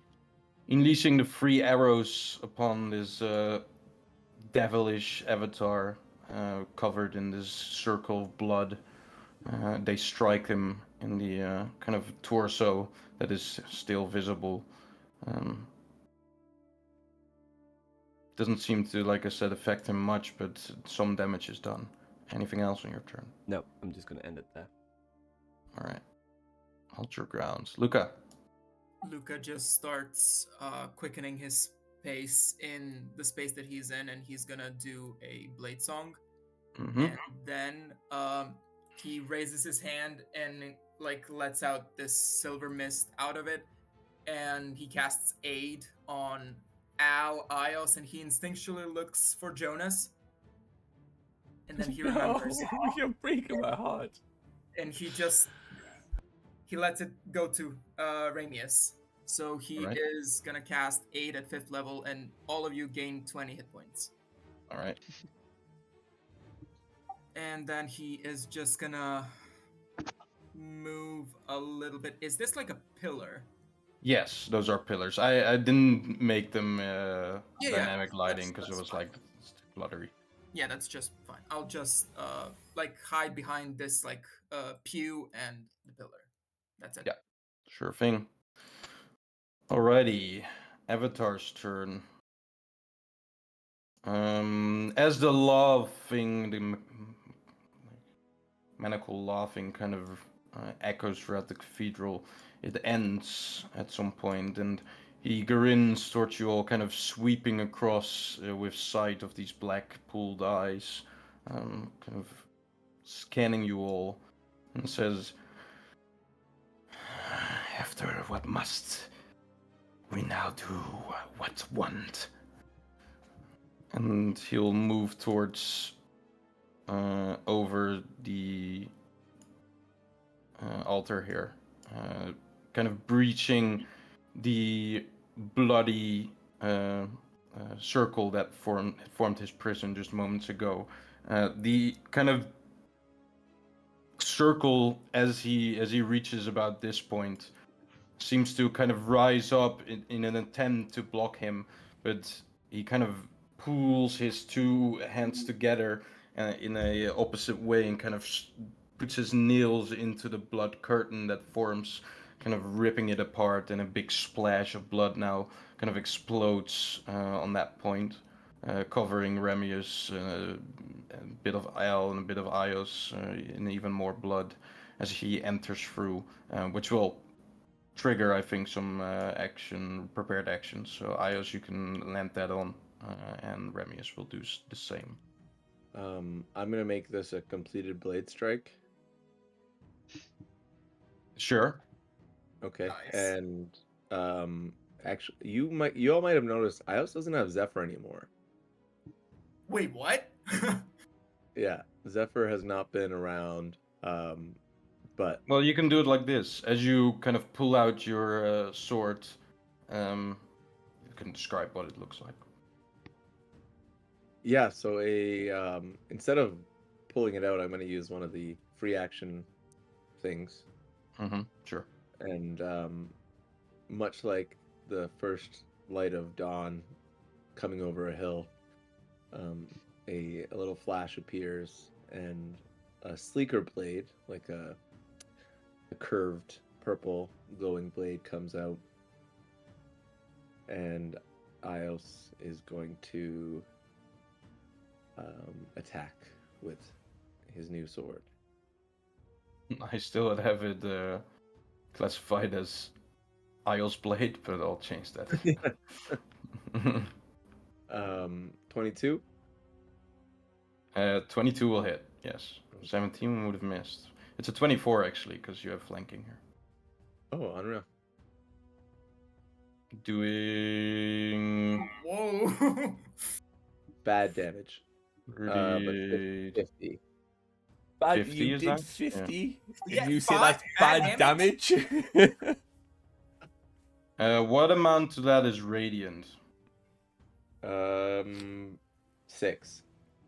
Alright, so you see the radiance kind of consuming a bit more of the avatar's form. It's Alright. it's the 4 best damage types for sure. Yeah, the at least resisted, I feel. Oh, radiant maybe. Well, yeah. Alright. Striking him hard as he kind of floats above this altar here. Remius will kind of try and do the same here. Oof. Those are both gonna miss. Great rolls for our Remius here. As he tries to strike, the kind of shining light of the completed souls being struck upon the avatar of Beelzebul will blind Remius for just a moment, counterproductively missing his swings. He will try and do his best the next time. Resuming the avatar of Beelzebul's turn here.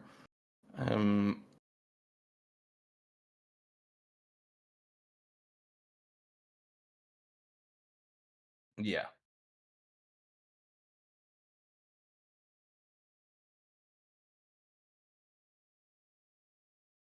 As he raises his hand, still dripping from the blood curtain he just breached, you see, or hear rather, the sound of a swarm.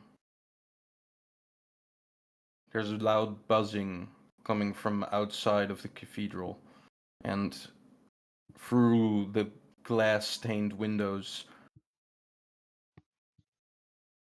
a swarm of biting flies protrudes, breaking the glass in its entirety. And I want everything within a 20-foot radius sphere centered upon himself as he draws these biting flies near him. To make a Constitution saving throw, please.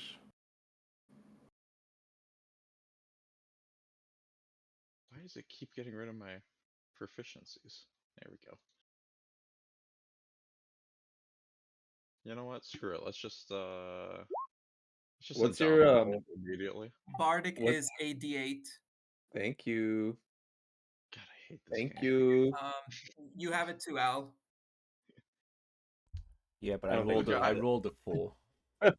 I have one too, right? We'll ignore the crusher, but still. Guys, what about me? It's your old friend Crusher. All right. We have this persist, so we'll have to get a template out here.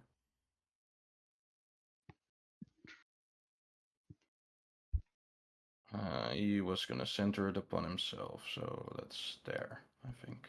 Yup. Yeah. Can you give Phoenix visual of this fight?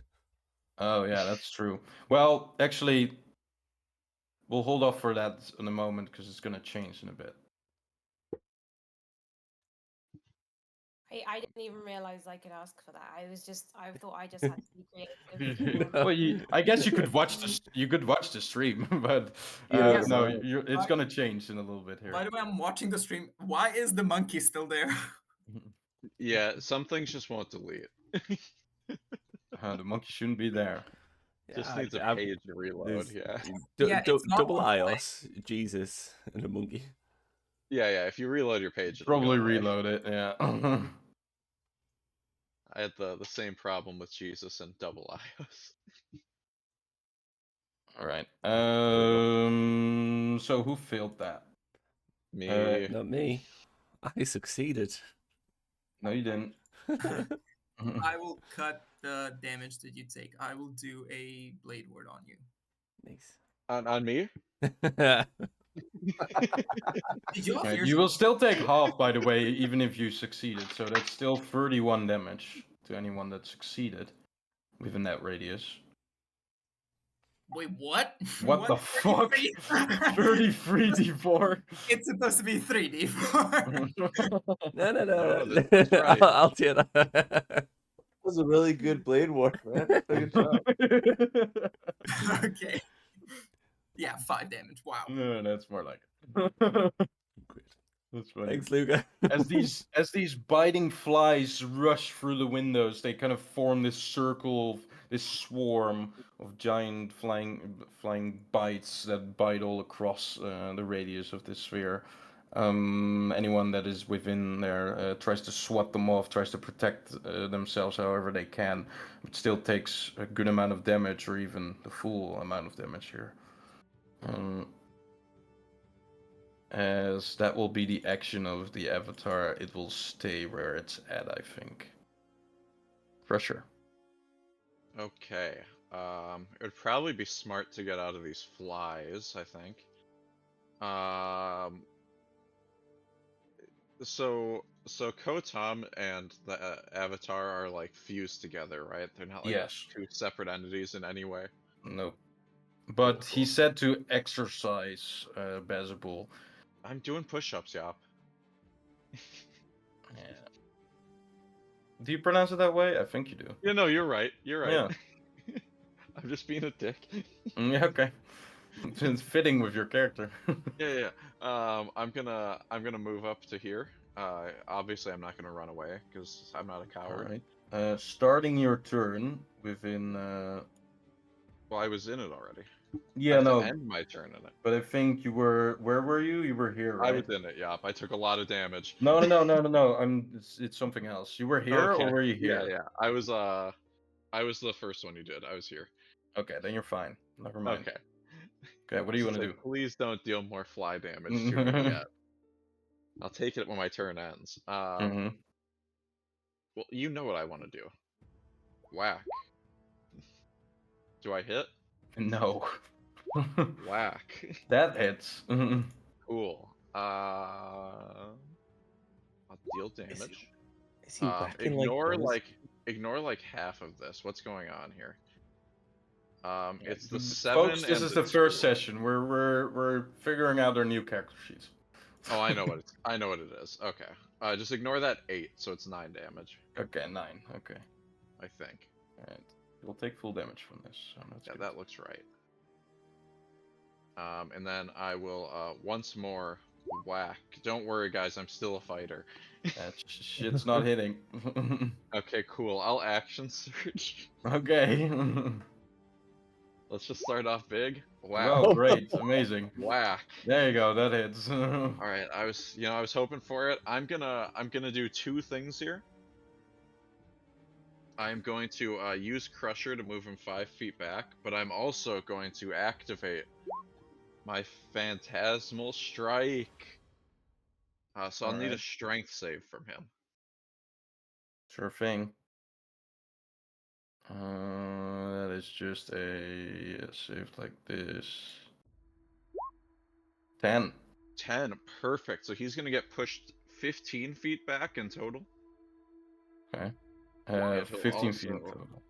He'll also take 14 damage. At least some of that is force. It's magical, so he will We'll take say that the full damage. 7. Yeah. Yeah. All right. So let's is move it that, is it 14 or? Yeah, it's 14. Okay. I just wasn't sure how The dueling fighting thing is works with- still on there. It doesn't move with him. Oh, it doesn't move? No. Oh shit! I thought it moved. No. If you read it, it's just a point he chooses. He chose Okay, himself. That's just. I was what thinking happened. it's centered on him. Okay. Nope. Oh shit. Okay, I might have messed up on my strategy then, slightly. That's fine. I can still do this. I'm gonna throw a hammer at him. Okay. I don't think 15 hits. No, 15 is not gonna hit. I'm gonna get out of this circle. Yep, you I'm just gonna make be it a there. Gonna be a little crazy here. And then last thing, I'm gonna action surge. Nice. Second wind, you mean? Second wind and action surge. I already did that though. Yeah, that's fair. Okay. All right. I just need 10 more hit points, guys. Alrighty.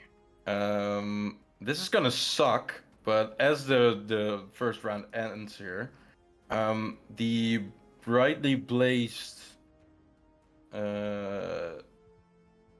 blood that still remains within the circle here seems to glow again and rise again. And as it does, you will see a figure begin to take place. He's running away. No, there's not something leaving, there's something entering. As you will see, the figure of a, at first sight, seeming to be devil, which would be fitting, is on second sight a tiefling. As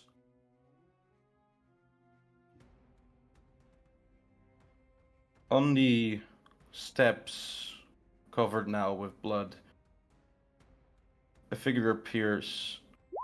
And Dalia, would you describe your character? Oh my goodness. Okay. So,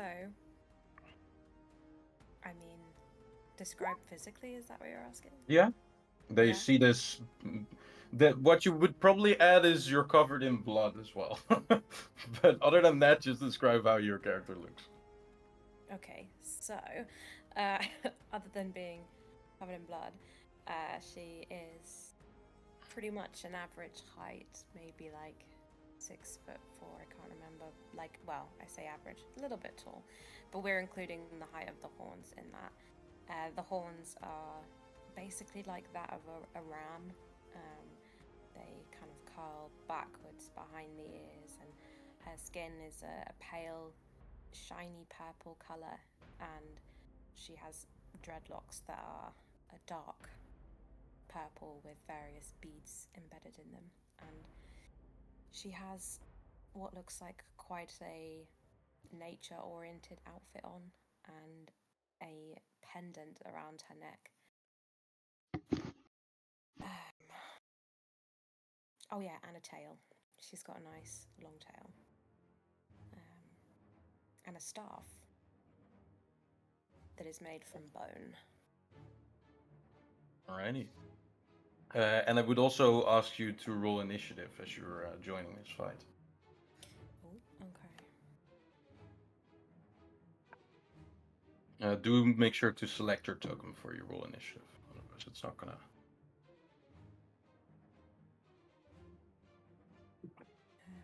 Thanks, Fook. I love you. You know it.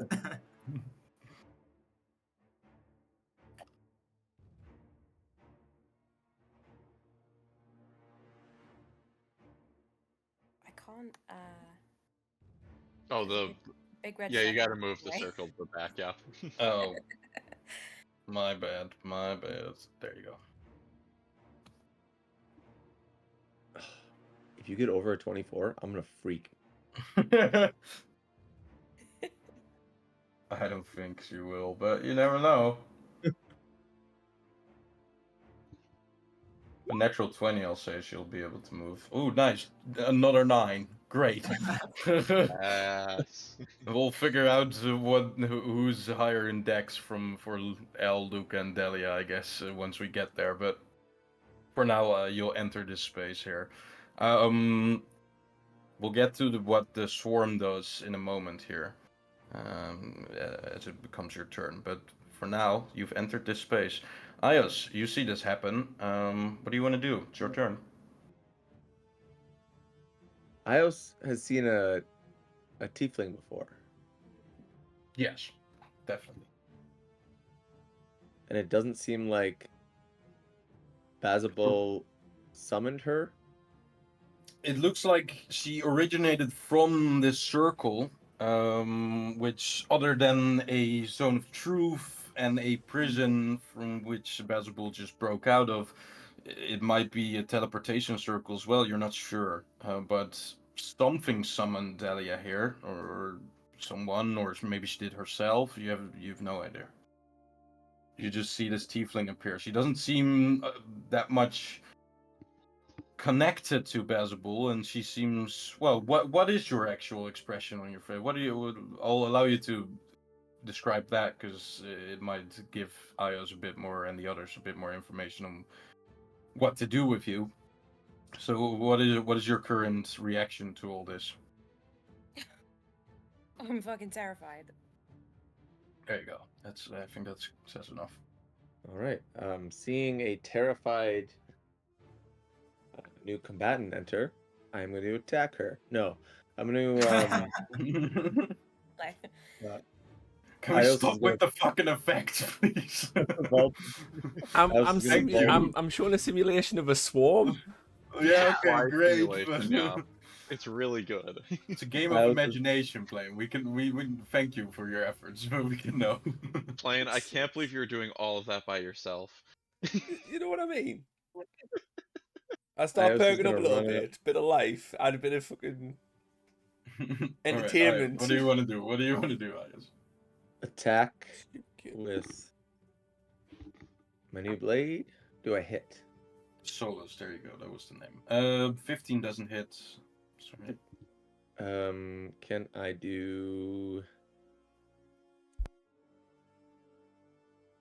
this? Yes, you can. Okay. And that's 3d4. Yeah, you'll have to change it to the one in the. Yeah, I'll modify that. Okay. That will hit. Okay. There you go. There's the right one. You Thank can you. just copy that over. All right. So yeah, that will hit then. Oh, I didn't realize that True Strike with a rogue is just insane. That's pretty useful. Yeah. And 36. On yourself, you can only use it once, like every fight, pretty much. But still. Yeah. 36, all right. I'll take it. And 10 of that is divine or radiant. Sorry. Is it? Yeah. Oh wait, It says no, it should be. Sneak and Thunder. Shit. Sorry, no Um, force radiant damage this time. Did I not have it clicked? I don't. Oh, I don't I think would you like did. to put another 2d8 of radiant in there. Sure thing. Yeah, he's not undead, I think. So this will just be the I two. mean, if he's a fiend, Does that He- count as well? yeah. Then you can roll another d8. 2d8s though, because the last time I did divine strike Yeah, too. sure. Roll another 2d8. That's fine. All right, so it's 36. Yeah, you're hacking and slashing into this guy. What's that? 26, 22, 48. He's bloodied. Well, more bloody than he already is. Describing some character that is below half HP for the ones watching, or for Phoenix, that is sort of new. Okay, and I want to get Dalia. Can I grab her? Like, can I try to move her? But no, you've used your action, so you don't have a grapple anymore. If you can do it with your bonus action, you might be able to, but I don't know if you can. And I can't. Um,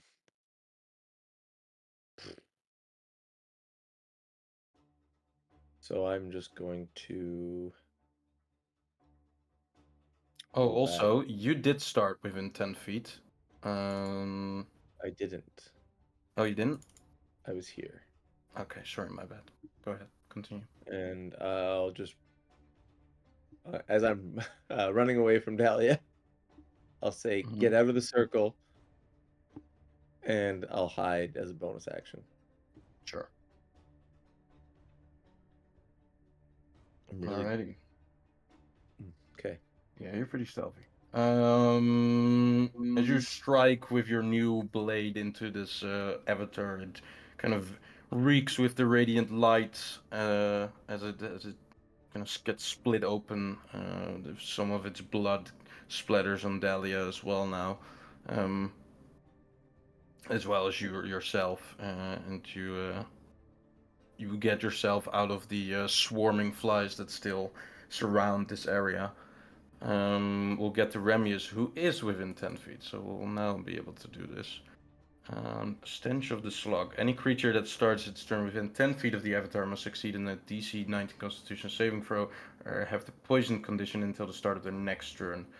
On a success saving throw, the creature is immune to stench for 1 hour, so. Con save.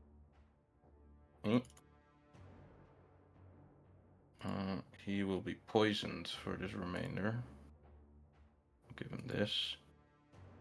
And he will go towards here and attack twice. Or will he?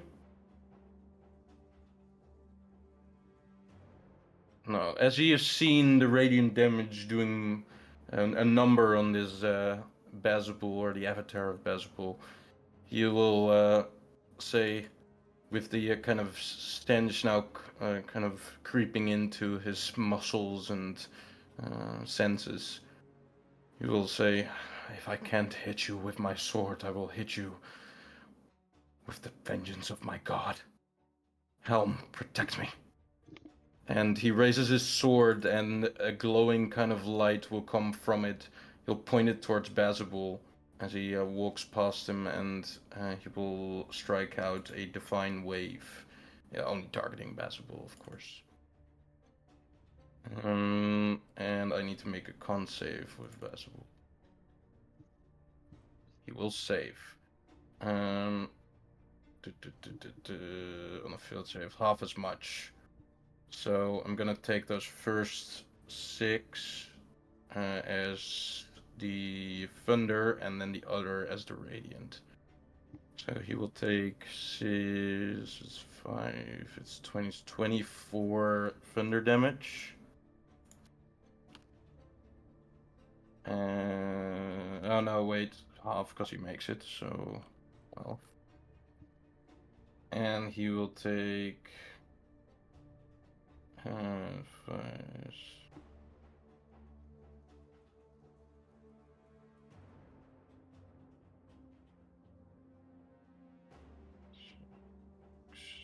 Doing math. 10, 13, 19?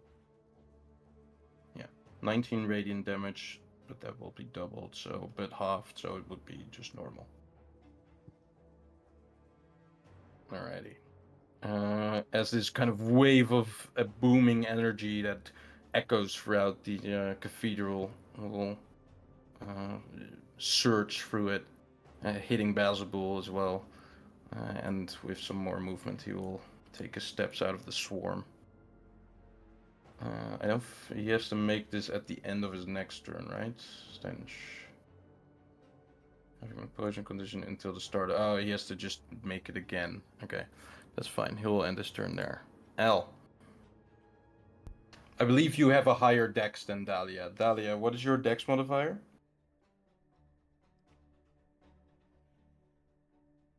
Good question. It should be your dex score and then the like small number of the two. Oh yeah, no, it's 0. Okay, yeah, then you're below L and Lukka here.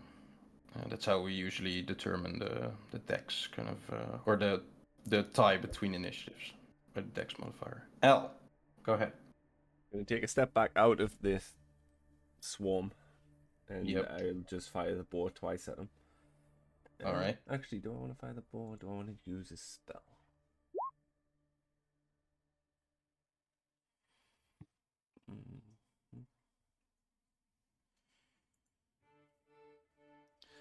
The swarm that he conjured, was that a spell that he did for that? No, turn? it's a feature. Okay. It's a magical effect, but it's not a spell.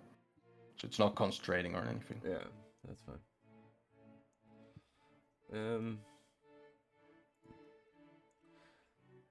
I will. Yeah, I'll cast a spiritual weapon. Okay.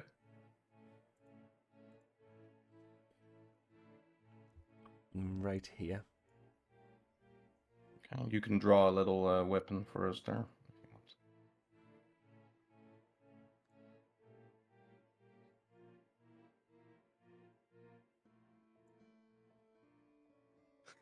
Ah, of course. Very mature. It's a hammer. Guys, come on, get your minds out Right. the gutter. Plane's smallest weapon. Yes. Why is the hammer I'm- upside down, Al? Why is it upside down? Well, I'm swinging not it, gonna. Yeah, I'm not gonna use the handle of the hammer to attack Mama. Yeah, There you go. makes sense to me. Yeah. Right, go And ahead. that's an then with average your sized hammer. hammer. Thank you. Yeah. That's pretty big, man. That so a square is 5 feet. That's huge. I will attack him with the spiritual weapon. All right, go ahead. That will hit. Doing 8. Then I will fire my bow All right. twice. Will twice hit. Doing some damage there. Good. And I'll end my turn there. All right, you end your turn there. Getting out of dodge of the swarm of flies, you make yourself safe, shooting some arrows into it, piercing some of the flies on their way there. They strike upon the avatar of Bezabul, who's also struck by your now summoned spiritual weapon. It seems to be unaffected by the bites. The fly is going right through it. Lukka. Right. So first he looks at what the avatar just conjured, and was there any sort of incantation or any magical effect that happened to conjure that like effect? So basically, is it magical? From where you were standing, it was hard to determine as the flies are not entirely covering the space, like a darkness spell or something, but it's very hard to see what's going on there. They make a lot of sound as well, so any incantations that might have been struck were probably unheard by you or by you. You're not sure. It seems all about magic, religious magic probably, but no Yeah. idea exactly. I see also the new person appearing badly Yes, again you. because of the flies. So I'll have to try. I just move my hand around from the pillow and take a staff and focus deeply, and the crystal will glow, and I'll do dispel magic on it, or I'll try at least. On the flies? Yep. Okay. I think for higher rolls, which level are you casting it at? At third. Okay. Then you need to roll me a check here. Spellcasting ability check. Alrighty.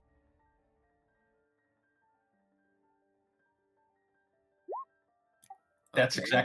exactly it. Nice. Nice. As the Lord of the Sixth, this was a sixth layer spell, or at least of that level. Oof. Exactly. So with the 16, you are able to dispel the flies.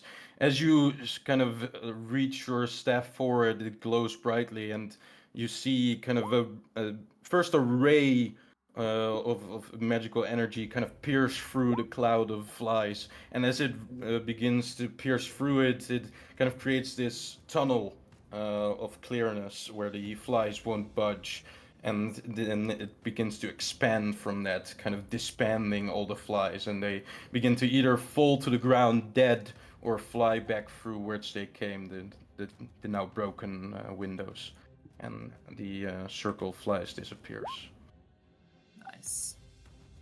All right, and then Ios used this inspiration, right? Yep. Alrighty, so Ios and Ramius. Actually, Ios and this new person will get an inspiration, and I will just shout, get away from him! And while I do that, I'll kind of showcase what I mean by just ducking behind the pillar and All right. getting some cover for myself. Sure thing. All right, first turn of the campaign, Dalia. Okay. Couple of random questions. Have I been in this place before? No, Okay. you don't recognize it at all. Okay. You've no idea which plane you are on as well. Okay. Unknown plane. Got it. Nice. Okay, well, in which case,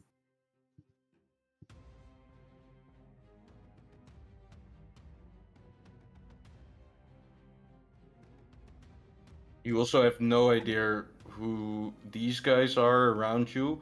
I will let you roll religion check to see who the entity is flying kind of above you.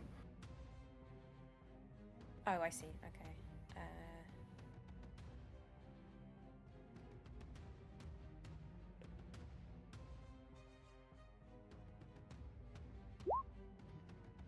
Big scene, yeah, sure.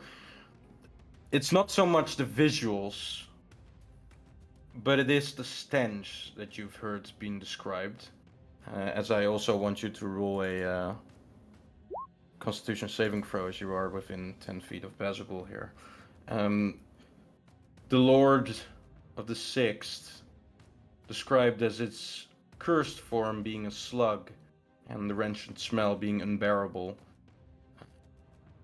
It must be him, giving the context of the fiendish circle that surrounds you. Right.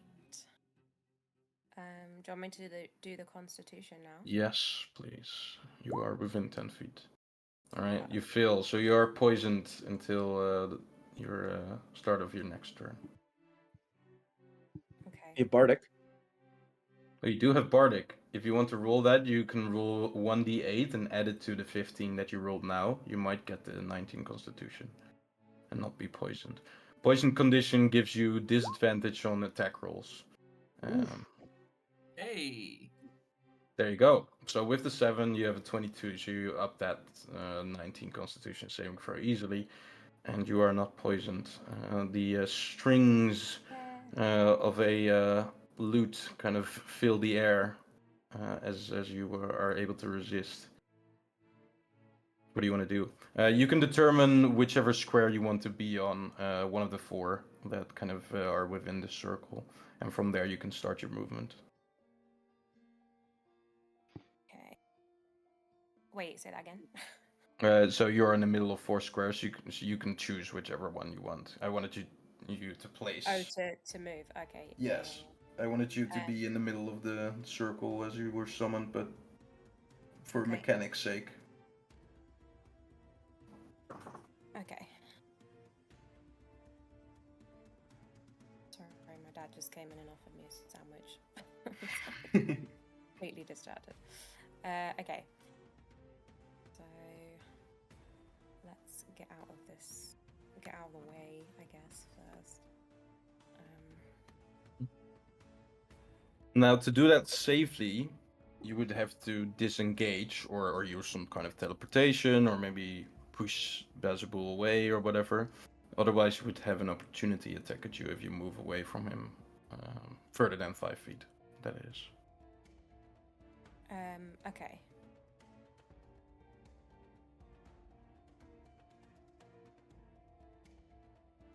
So you So- could do that if you want to, but you don't have to.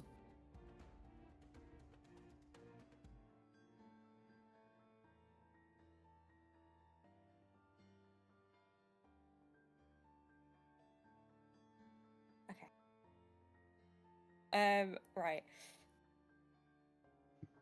So Can take I your. get- So you don't be afraid to take your time because it is your first. Yeah, I'm time just trying playing and stuff. So we're all good there. I might as well start by casting the symbiotic entity. Sure. Yeah, activating it. You mean? Yeah. Could you put it in chat for us, and then you can just add it to your move or HP pool as well. Yes.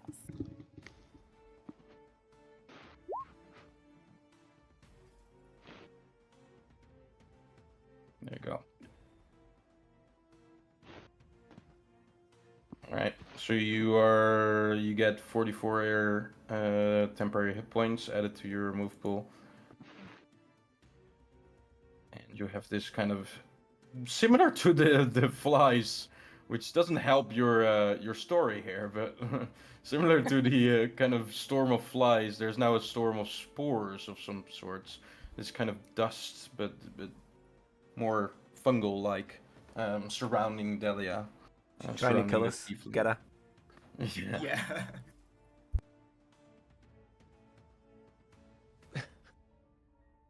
Okay, so you were saying in order for me to actually be able to move, I'd have to disengage.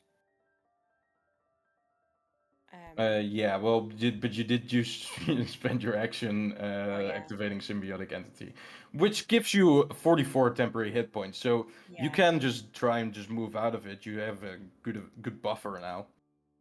He can only land one attack as he does his opportunity attack. You've not seen his attack, so you don't know how devastating it will be, but you can risk it if you want. I think he's a little bitch. I think you got this. Or you can stay there and try to fight him from up close. He is definitely a little bit, so you do have to take that into account. Plane's right. Yeah. You have all that extra HP. You may as well run away. You know.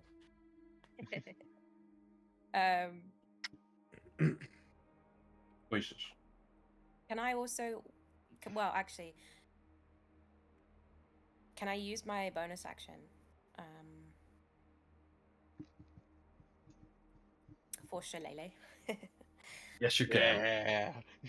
Around your staff of bones begins to form kind of the blood that is still on the ground seems to now seep up to your bone staff and begins to kind of change its color and hardens and forms these kind of thorns now that surround your staff.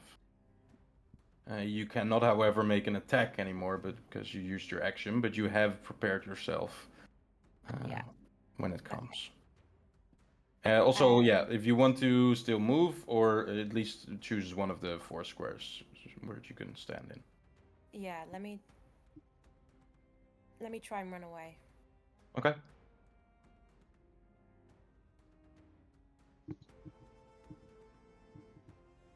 So if I say I was standing here. Yeah. And then I don't know how to like. How do you? Oh my goodness! I'm turning myself around.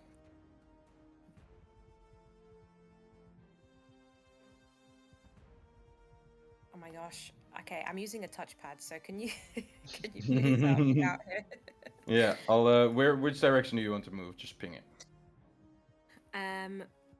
Towards, towards Lukka. Okay. Down the sort of cathedral. Sure. You'll make your way over here, I'll say. If you want to move further than that, just tell me. But before that, the avatar is going to unleash one of its sickening claws at you. Still drenched in blood. And now covered with these sticking flies that are kind of sticking to the blood on his hands. He will try and attack you. 20, does that hit? That hit. I think it does. Your armor class is not as high as 20, I think. Okay. So he'll strike, doing only 1 slashing damage. Oh wait, that's wrong, I think, in terms of... No, that looks right. 1d plus 5 Yeah, plus 0. 1d. I'll just roll it again. Yeah, no, it looks... That's better. Oh, he still rolled a 1. So there you go. See? Little He bitch. rolled 1 higher on the asset. We'll take the 14. So a total of 20 damage here. Are you resistant to any of that? I don't think you are to acid. No. I don't No. think so. No. I could So have. Oh no, yeah, never mind. so you do. It does 20 damage to you, and your it reduces your targeted dice. Oh wait, hang Yeah. on.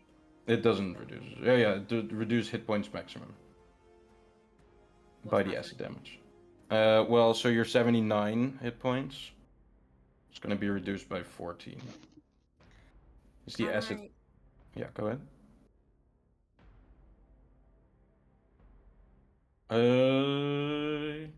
Yeah, that would work.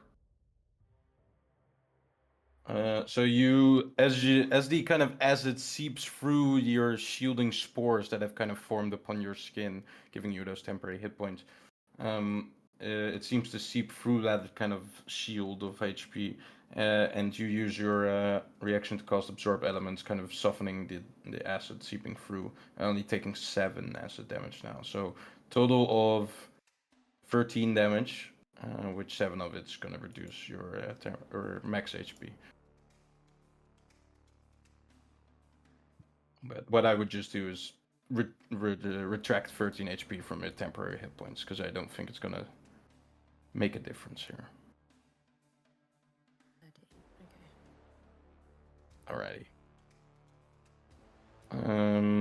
Is that your turn, or do you want to move further? You have about 10 feet. No, I'm alright. I'll stay there. Alright.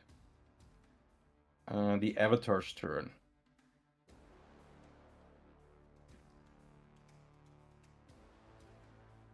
It's gonna move into the middle. Yeah, sure. Doing 17. Oh, thunder. That's supposed to be thunder. Yeah, that's fine. Same thing here. He is gonna see you, Ios, from there, because it's a straight look here. Hey, man. As the thunder kind of booms him in front, it kind of pushes him in the back, and he smiles at you as he looks towards the others as well and says, "Sins bind together. Good. An unexpected entrance. Curious.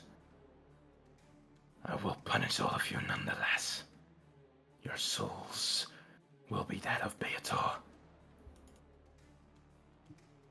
And he will cast...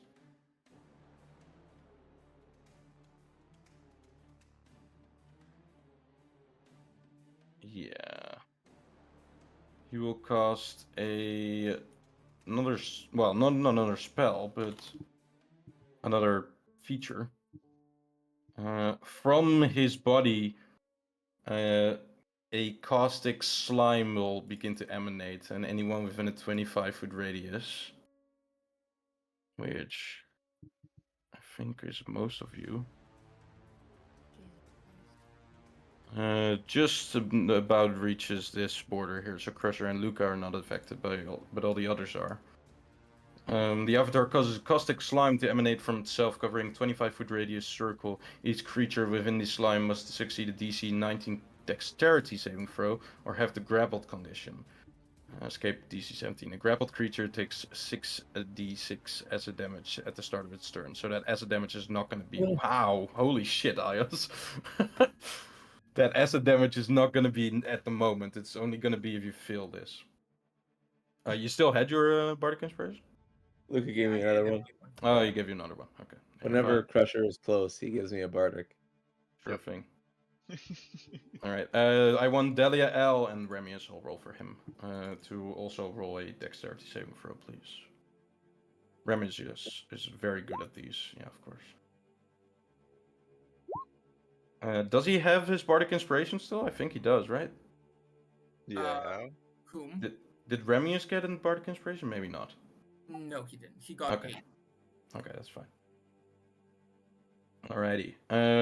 That's Bardic Inspiration for L as well. Dalia, you do fail here. Yeah. So are the only one... Well, no, Remius as well is grappled. Do a little net here. As these kind of caustic, kind of slimy, acidic tendrils kind of come out of the avatar of Bazabul. First red from the blood, but turns like this greenish as it extends outwards, grappling both you and Remius, as L and Ios, being the dexterous ones, are able to dodge out of the way with some help of their bard. And that's gonna be Bazabul's turn for now, I think. Yeah. Dalia only took half damage from that because she still got acid absorb elements up. Ooh, is that for a whole turn, actually? She shouldn't Until have the- anything. The damage is at the start of their turn. Yeah, it's at the start of their turn. So Does it she not will stay actually... till the end of her So- next turn? Absorb elements, it's until the start of your next turn. But also, this is at the start of your next turn. So. Yeah. But because she casted absorb elements first, I'll say that it ends before the casting of the slime goes off. Oh, well, would you look at that? Yup, ruling in favor of himself. Classic Wow. yup. This is Only doing logical, I that all think. over again. Wow. And then he tries to skip my turn too. Pressure doesn't Look at even him get a go. turn. Look at him Oh, go. sorry, my bad. The best argument I have here is that I'm role playing devils, so you know I can be evil. There you go. All right, Crusher, go.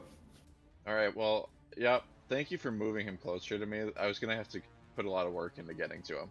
I'm gonna get No on this problem. altar and I'm gonna hit him. Sure thing. Oh.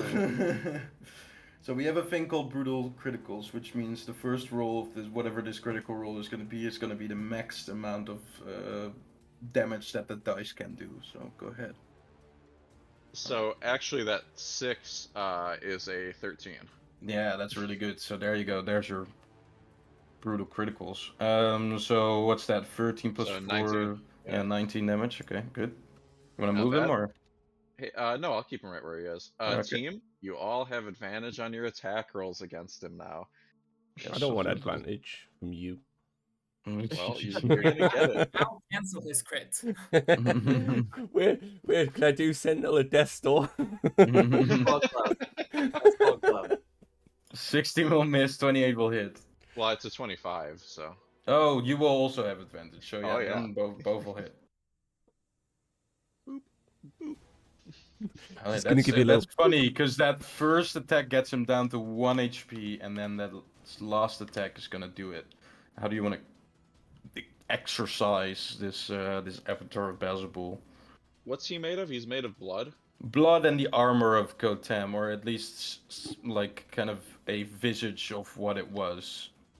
Yeah, I think I'm hitting him in like the helmet first, and just probably sending it flying if that's possible. Mm-hmm.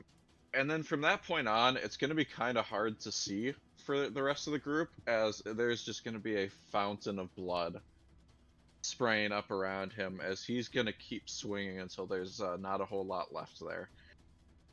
All right. The Crusher will crush. And as you do, the blood kind of that forms Bazabul, or this avatar, will kind of return to the middle of the circle here, and slowly form into the recognizable body of Kotam again. And as Kotem kind of gets awakened again or gets back to reality here, he will look up and say, "What's that?" Pointing towards Dalia. And that's where we'll end the session here, as we've gone a half an hour over time. First session. Oh, I was gonna say Red Hand of Doom there for a moment. Of Chains of Asmodeus, revised, has been done. A little bit of a short one because we had a good run up here because of some reasons. Pooping. Yeah. But I hope you guys enjoyed watching, or whoever's gonna watch the VODs here. And I hope you guys enjoyed as players. Thanks for Yeah, playing. it was all right. Yeah. Yeah, it was Yeah, great. it was alright. Good to have you back playing. It's good to be back. You guys have gotten revealed where your souls would be, or at least the layer of which they reside. You've been introduced to each other. You've been introduced to some changes that some of you have undergone. Introduced to Ramius as well, Kotam, Bazabul, the Avatar of Bazabul, and lastly, of course, our newest member of this group, and probably, hopefully, soon to be the newest member of the party here, Dalia. What if you just Um, reject her? Yeah. Well, guys, I mean, we do still have a devil to kill, so I mean, Well, we're still gonna. Crusher's not in the party yet, so we have to. No, get true. him. He's kind of more of a add-on as of now.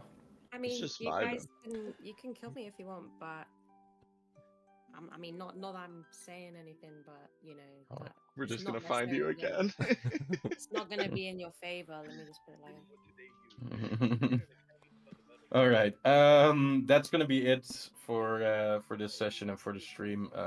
Plain, if you want to end it here, then that's fine as well. Yeah. I'm gonna have to go in a few minutes. If there's anything you guys want to talk about or ask or something, then either do it now or message me afterwards. I will send the details of like uh, the souls on which plane and stuff just somewhere within this week, probably tonight, but we'll see.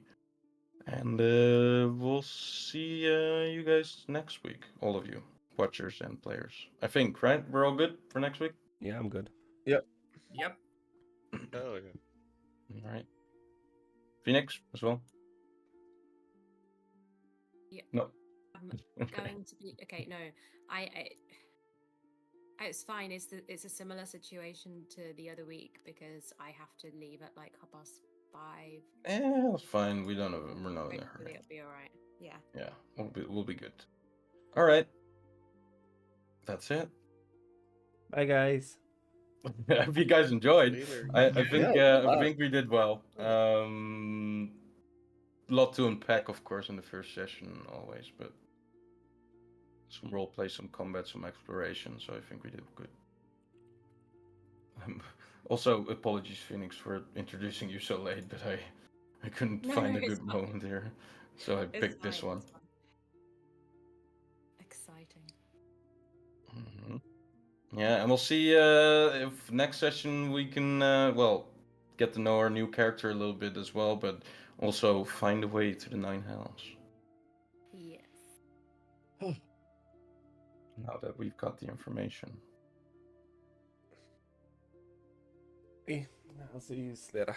Alrighty. I'm gonna go and sleep for 10 years. Jesus. Yeah, playing good recovery, buddy. Yeah. Good luck playing. Thanks. Yeah. You have to work tomorrow or no? No. Okay, you're good then. See you Your later. old body You can't guys handle it later. anymore. Listen, leave my age out of this. Short ass. I've changed the iOS token back to the commissioned artwork. You were like, it doesn't feel right, or Doesn't feel right now. fair enough. I'll change it here on the map as well, as we'll continue on